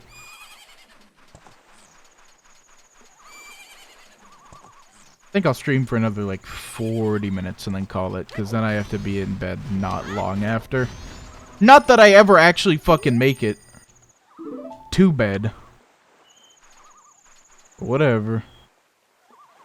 Oh! Fucking... Oh my god! Oh! Tattle points it out. Tattle points it out, and she's like, what are those gulls flying over? And I just clicked through the dialogue. Here's Mikau. He's been floating here fucking dead for hours. And I've just been running past him like an idiot. Holy shit, I'm a massive dumb fuck. I'm the dumbest fuck. My god. Hello, Mikau. Oh, somebody. Please.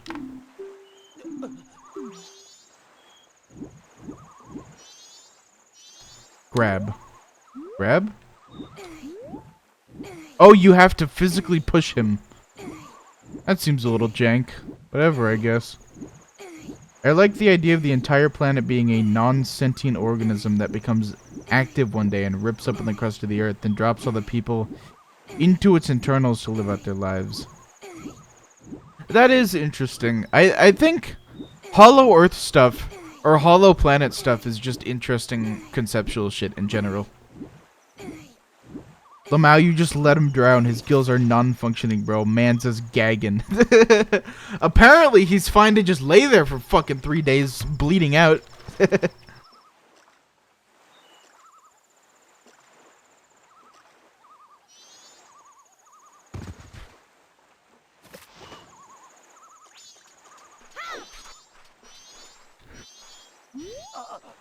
I am Mikau of the Zora people, guitarist in the Zora band. I think this is it for me, my final message. Wait, whoa! Can you actually not listen to his final message?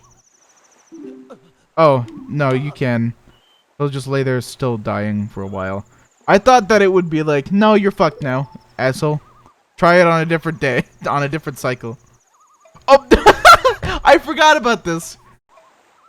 He is lying down dying, and then he gets up and plays a fucking song.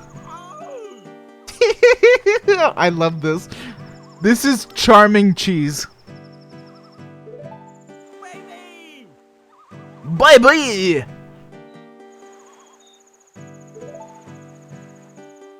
Oh yeah, they're all the kids of the fucking Zora girl who's in the band. That's weird, I forgot about that. She has children in this game.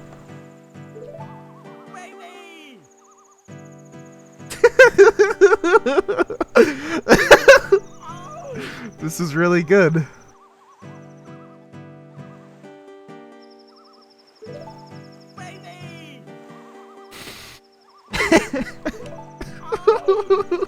I like that he's playing this very simple song with such passion, but it still just sounds like this repeatedly.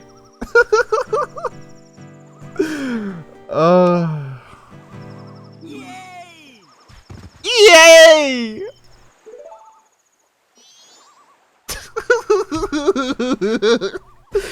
Oh man, that's amazing.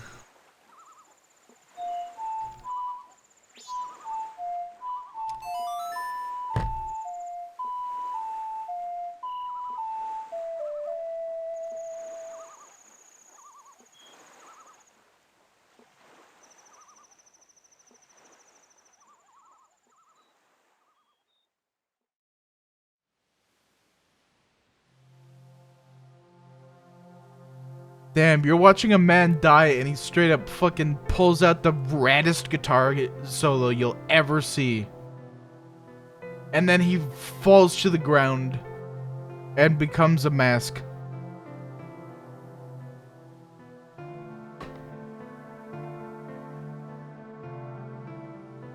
Man, this is a cool cutscene. God.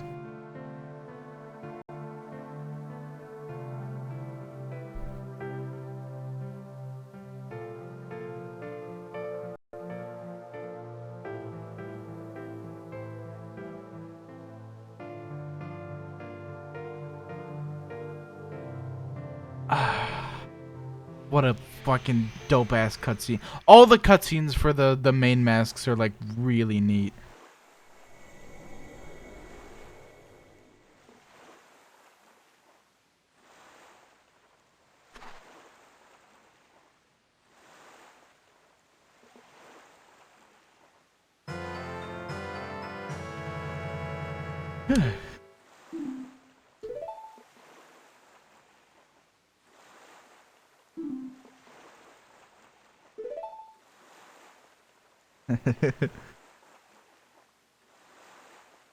This game is fucking awesome. I love it so much.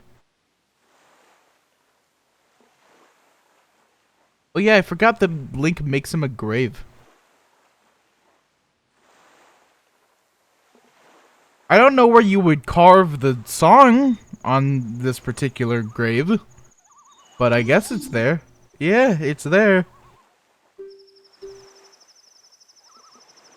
I don't think I want to sing. Not today.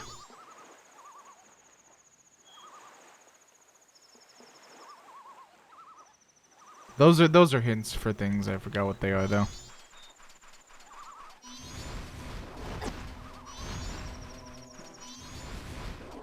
But yeah, now I can become Mikau. Wrong button.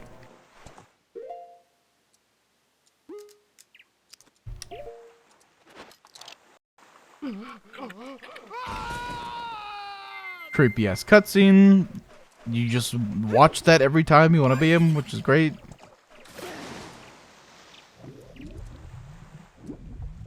Yeah, baby. Oh yeah, and then you can walk around. Apparently they fucked up the swimming in this mask and people hate it. For one reason or another.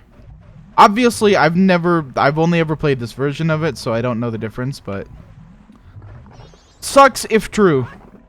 Oh yeah, here's the boomerang fins that you can do. That let you kill the things.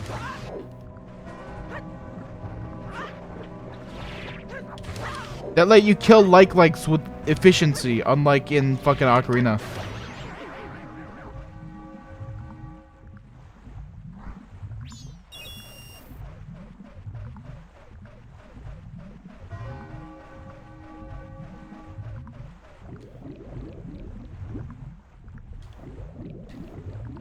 I know that there's a way to do a boost. That's the way to do the boost. It takes magic, but yeah. Man, the sound they use for that is really weird and not good. This is what people say they fucked up, and I don't know how they did, but I guess they did.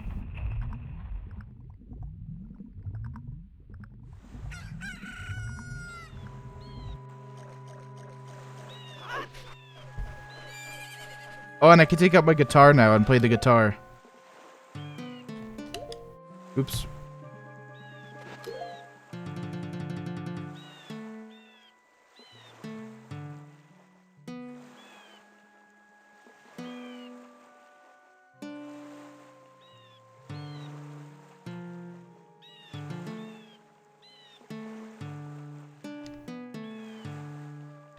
You know it was coming. You know that had to happen. Lizard would have been mad at me for that. Oh hey, I've never used this save point. Well, now I have. Also, I can go back to the smiths. I like the guitar. It's a good instrument in this game. Mountain Village. I think before it was incremental. You had to hit the button for a short boost every time. I think that's what it was. Yeah. I know I've seen footage of it, and that's what it seems like.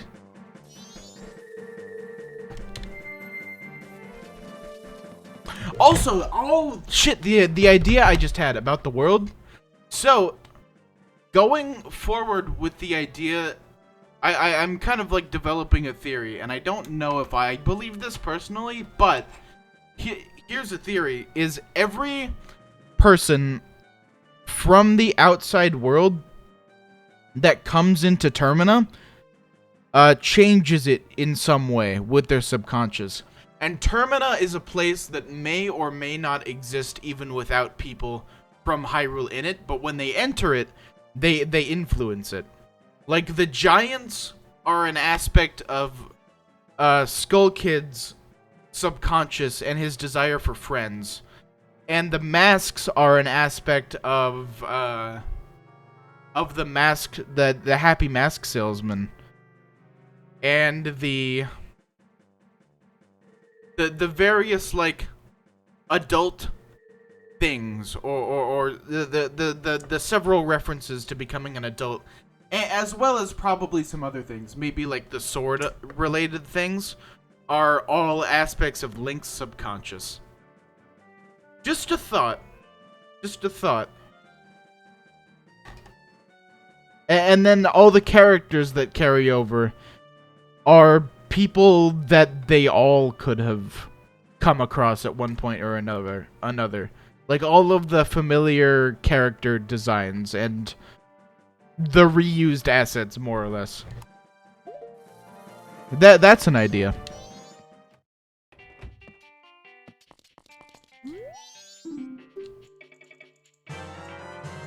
Oh, the gilded sword. That looks so fucking cool. The razor sword is also a cool design, and it's a shame that it's limited use because it is a cool looking thing. I wish I had an answer, I guess, and I like that one. Yeah, there's obviously no answer, but it's fun to theorize. It kinda makes sense. I think there's one more sword upgrade after this. But yeah, look at that. Cool shit.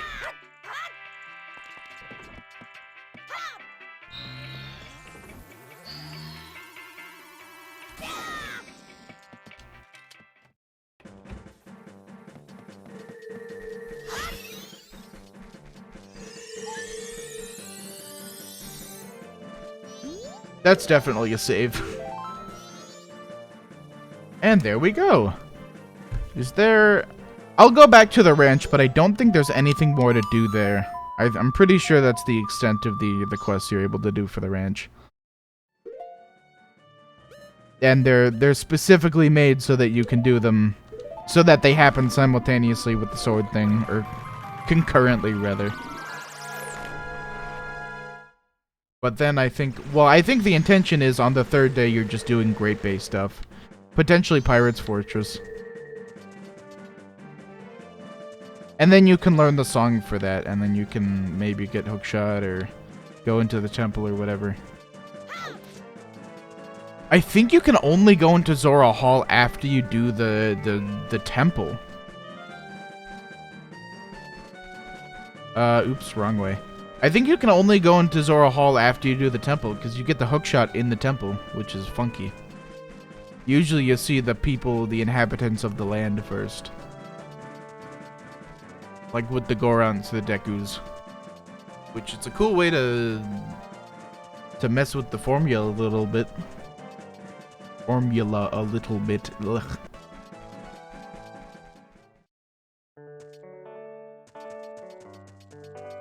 Wow. Wow.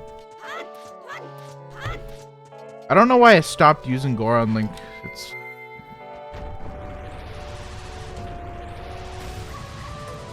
sure is a way to travel a hell of a lot faster. Aren't you a little rusty? Want to practice? No, I'm good. Confident, aren't you? That's cute. I like when text boxes do little things like that, or like colored words or italics or whatever. Just a little flavor things to brighten up the text.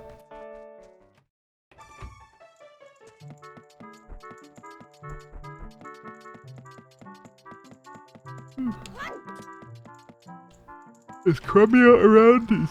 Does she exist? What is Cremia? Guess maybe she's in town. You know what? Probably the plot explanation is that she's in town for Anju's wedding. Anju and Cafe. And then Malin is looking after the ranch. Because Anju is her friend, or Anju, I guess, if you're going by what the Japanese version probably is. Anyway, there's nothing more to do here. It's, I think it's Pirate Fortress time.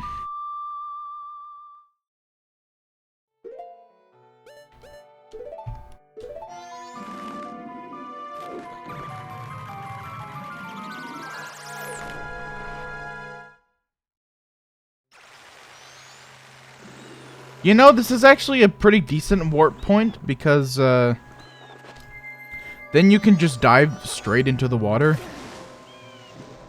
As Zora Link. And it doesn't waste any time having you walk across the shore. Don't Anju and Cafe not get married unless you interfere. That's true, but their marriage is still scheduled for the third day or whatever.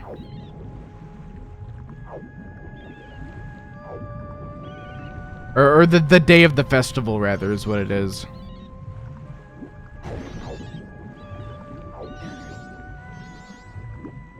But yeah, that Cafe is shrunk to be a child. And unless you interfere, he fucking stays that way. And he like closes himself off because he wants to be not a child for the wedding.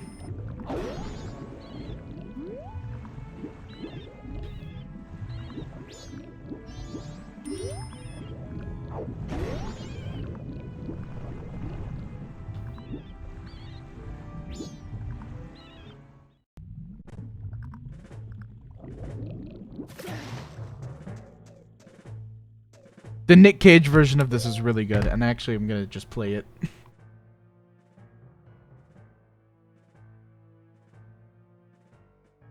I might as well just play it while I'm playing it in the game.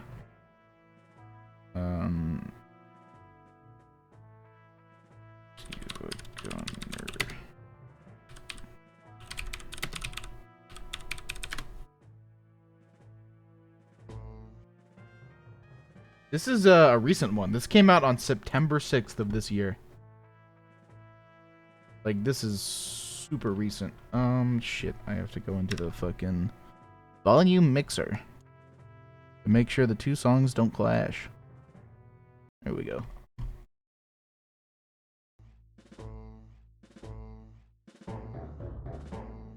Need a Nick Cage mod. So...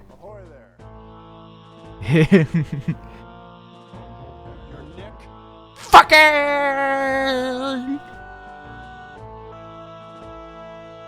Notice that they have gas fucking motors somehow?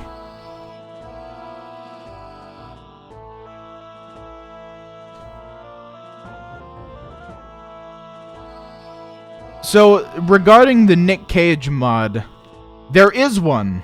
One exists. But it only replaces the textures. And not the music. And as a result of that mod existing, somebody on the Siva Gunner channel was inspired to make Nick Cage versions for every song, and it's still being done, but the hope is that eventually there will be the Nick Cage mod will also have Nick Cage music, and it will be truly complete. And at that point, this is a promise. That is a promise! That's a Nick Cage line. Anyway, I promise I will play all the way through this game again, the N64 version with the Nick Cage mod. That is a guarantee from me when that happens, when that comes out. Because it'll probably be a couple years anyway, and I'll be due for a playthrough anyway. And I will stream it, if indeed I'm still streaming at that point. You must get the hookshot in this dungeon. Or in this semi-dungeon. Oh shit, the song ended. Gotta loop it. Lupin the Third. I know it's Lupin, but Lupin is funny when you want to loop something. I wish I had magic.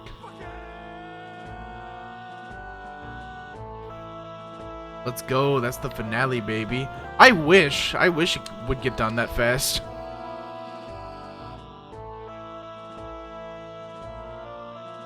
They're still just chugging along, putting out new rips for it, though. One day it'll happen. I don't doubt that it will happen, though, which is fortunate. Like, I don't think they're gonna not do it. Or I don't think they're gonna not finish it, rather, which is promising. This song is just really good, generally. God.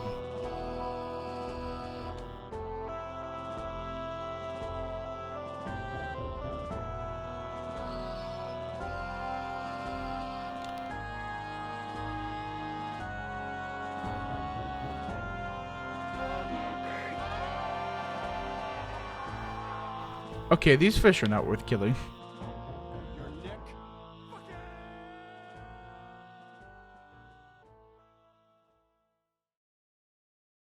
I wish I had a version that looped better, but this is fine. It's fine for a one-off joke.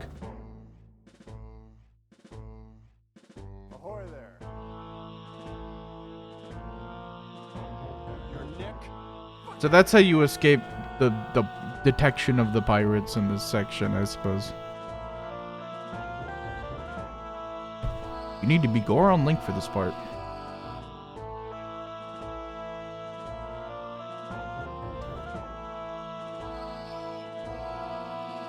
If this is a timed thing, I might be fucked because I don't have the boost. We'll see, though.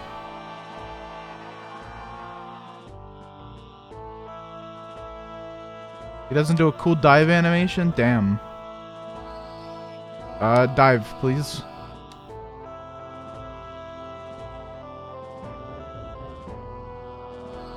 Oh, there's a chest there. Well, remind me to grab that at some point.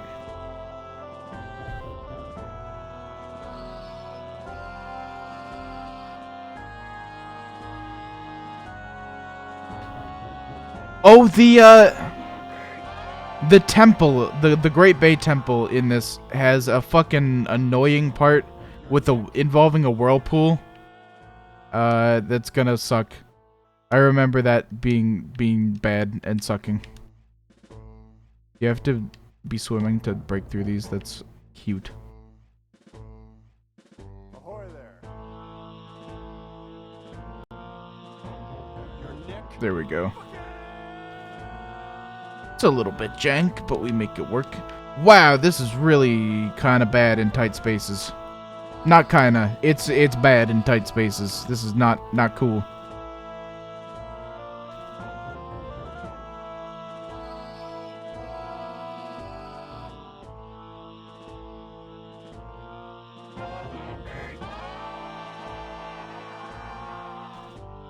I think that's all I have to do there.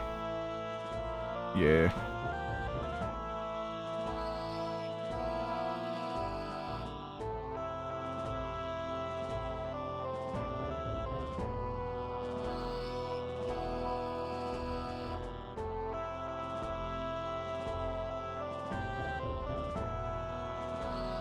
How do I get in there? Oh, I just swim up above.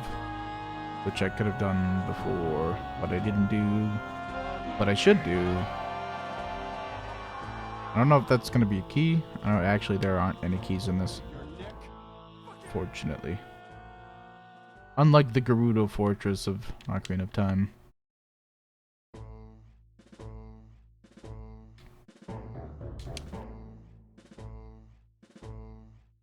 Ahoy there. Red Rupee, that was definitely worth it.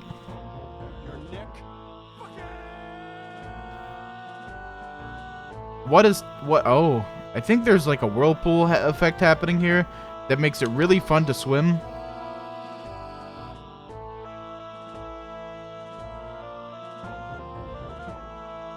Fucking hell. Here's an issue that I didn't foresee is, I'm getting so distracted by this song that it's hard to give commentary, but I still want to keep playing it because I quite like it. So I guess that's just what's gonna happen. Fucking Link, dude. I assume I'm supposed to just not touch these. Why did it... Oh, I know why it slowed down so much. Because they have physics. And the emulator was having a hard time with the physics momentarily. That's so cute.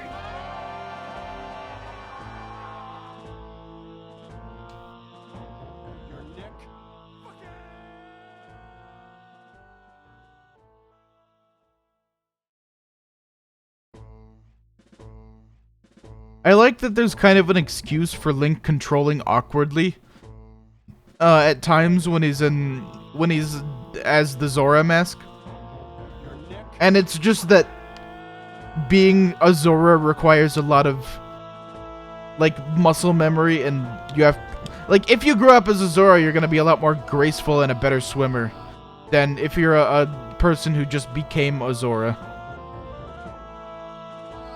And that's not an explanation that's given in this game anywhere, but it's fun that you can kind of infer it as a way to cover up some of the shittiness with the control scheme. That doesn't excuse it, mind you, but it is technically a narrative explanation for things being as they are. Oh, there's another chest.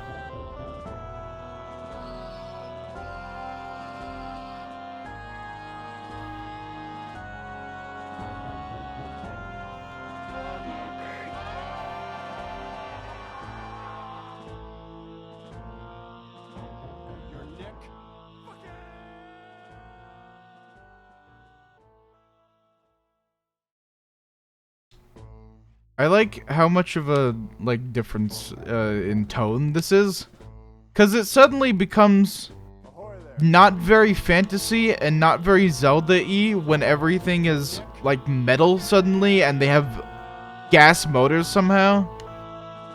And it's not a bad thing. I wouldn't say that the sudden change in tone in this part is a bad thing. It's cool. And obviously Termina is gonna have different levels of technology from Hyrule, and it's going to be less consistent. But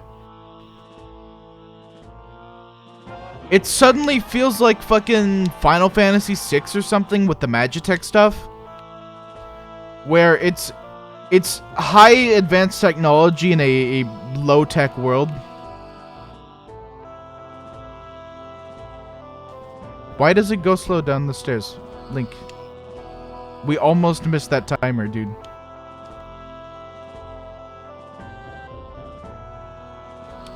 I like the moves he does for melee with this character too. It's graceful like a Zora. And they also look cool. Like, damn, that is how I would imagine a Zora would fight, with fins like that. So the reticle for this is the top of his head. Look at the top of his head.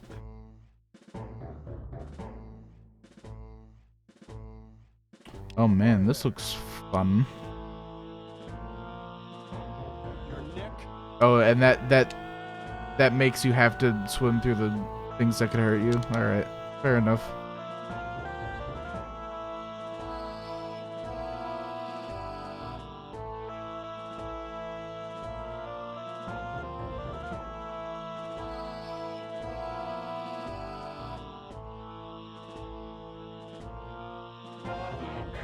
The fin boomerangs are cool. I enjoy them.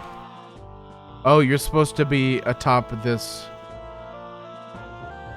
And you can't just swim in it for reasons. That's fine, I guess.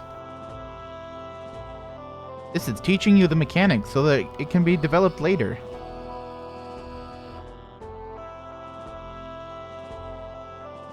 Well, maybe. Maybe in the temple or something, I don't know.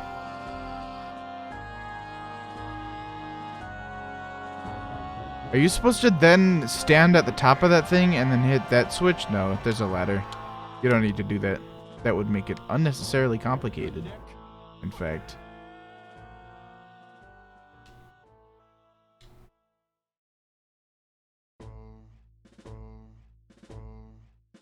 So I think there's a guy here somewhere that has the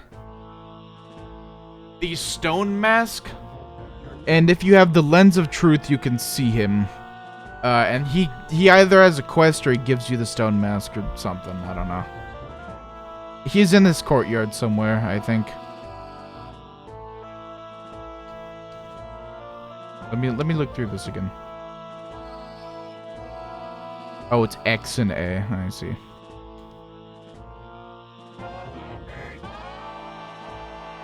Is there a reason to do this, or were they just like, have a look at the level before you play the level, and memorize the patterns of the Gerudos, which you can just shoot with your bow, actually, idiot. I feel like that whole section is cheapened by the fact that you can just use your bow. Or like all the Gerudo sections between these two games.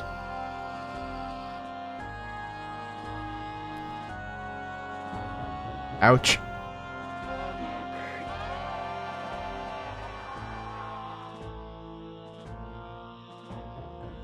If I light all these torches, will there be a secret? I can only assume so.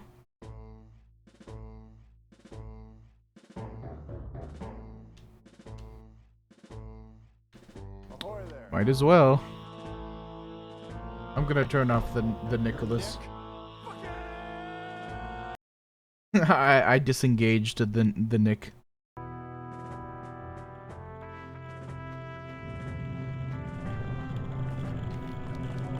That just made me think of Pickle's cage, which is quite the thing to think of, to be reminded of.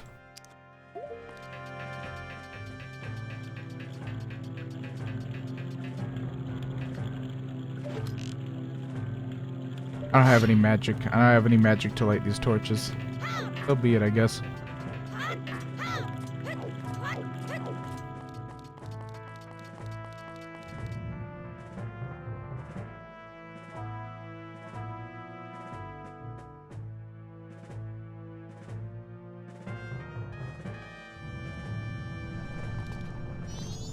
I should have named Link Nick. Fuck. That would have been smart.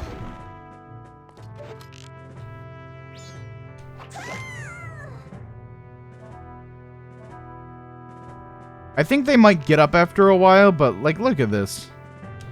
Like, wow, I can suddenly walk past fucking everything. There's no need to do the stealth. So they do get up after a little bit. But still, it's like, come on.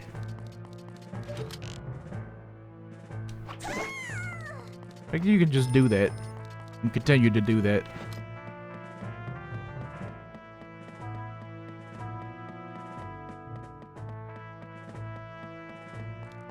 Oh, shit. There's a little Metal Gear flavor to this. Not the Biza.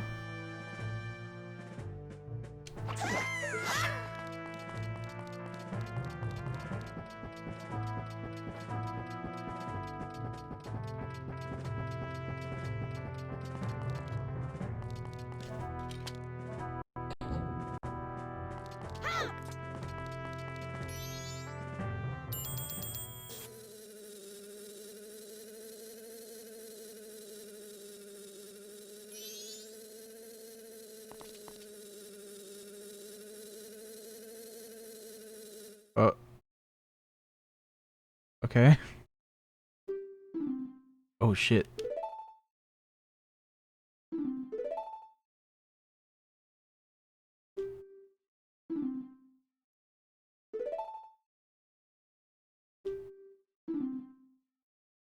Okay, this is just. I wonder if you could go into Pinnacle Rock and just get the eggs without having to go here. I mean, you'll need the hookshot eventually, but you could, I think, technically do that quest without having to go to the Pirate Fortress. If you know that Pinnacle Rock is where the eggs are.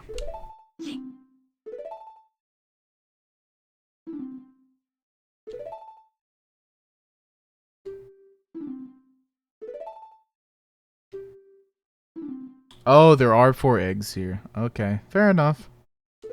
So it does necessitate that you go to the Pirate Fortress. Also, I don't know if I'll be able to do Pinnacle Rock by the time the world ends.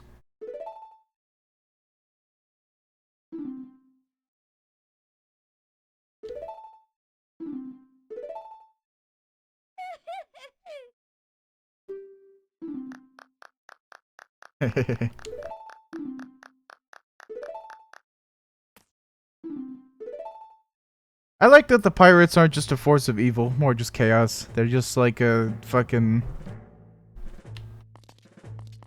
They're... The pirates are just... They're like humanized a little bit. Which I'm not always... I will say I'm not always for humanizing villains because that's become a real fucking annoying trope in current day is... The villain is humanized. They can... Either they can be redeemed or they're sympathetic now. Like, just let... Some villains don't need to have sympathy. They could just be evil, and then they can just be defeated. Like, they can just be a universal force for evil that you come to hate over the course of whatever piece of media that they're in. And that makes for a much more effective villain than one that you're sympathetic for. Not to say that they don't have their place, but they're used a lot in places they shouldn't be in current day, I feel.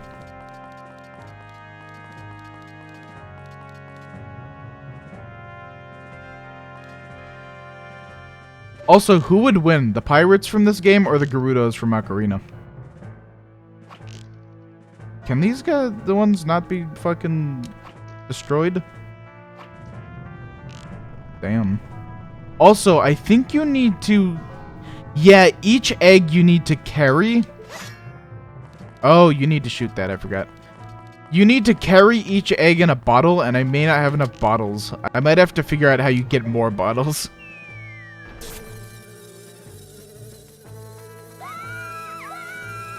Like, those are side quests that might be worth doing.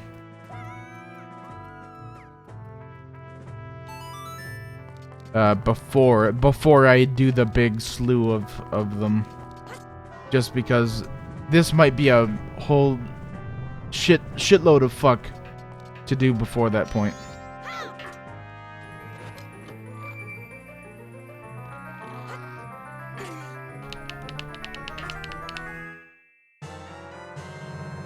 This is important though. I'm glad to have found the hookshot. Also, its design in this is so cool.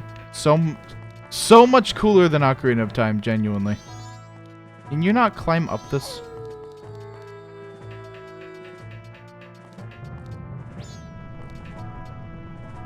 Oh, you hookshot into it. I see. Time for the bombs to go. It's hookshot time now.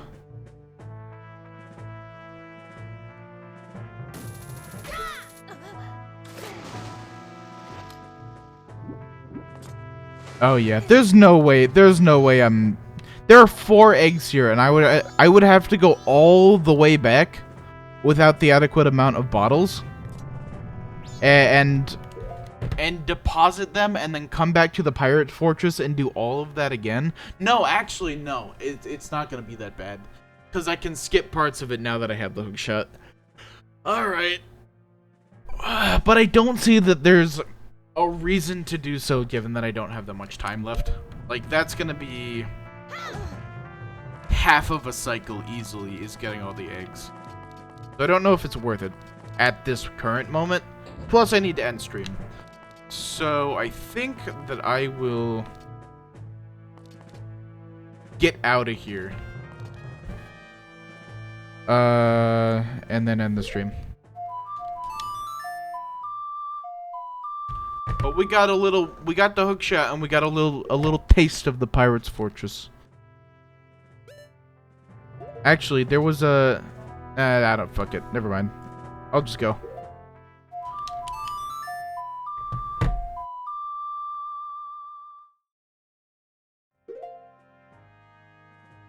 I'll just go back to Clocktown. We can start the next stream in Clocktown. Also, I can deposit my rupees, which I didn't do the last time I reset, which... I don't know how many I had, but kind of sucks. You know what? Fucking, I completely forgot I have Chateau Romani. That could have helped me a whole lot in the Pirate's Fortress. Damn, that sucks.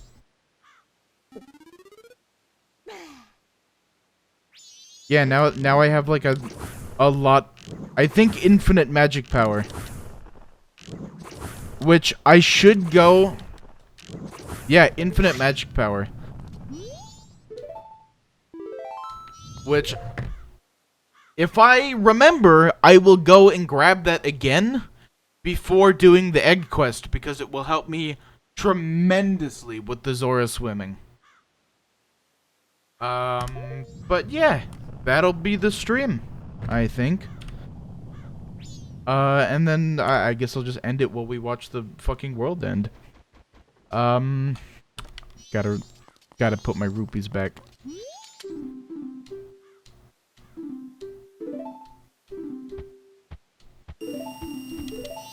Alright, now I can save again, then I'll end the stream. Fuck.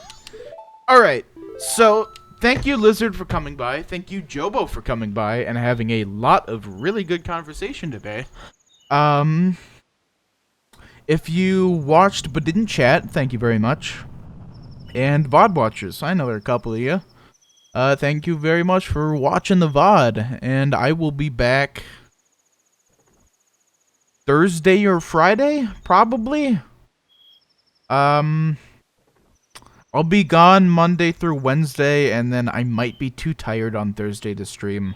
Or I might be doing stuff with friends. I don't know. But yeah, that'll be the stream. Thank you for watching, especially Jobo. Have a nice day. Or night. Bye-bye.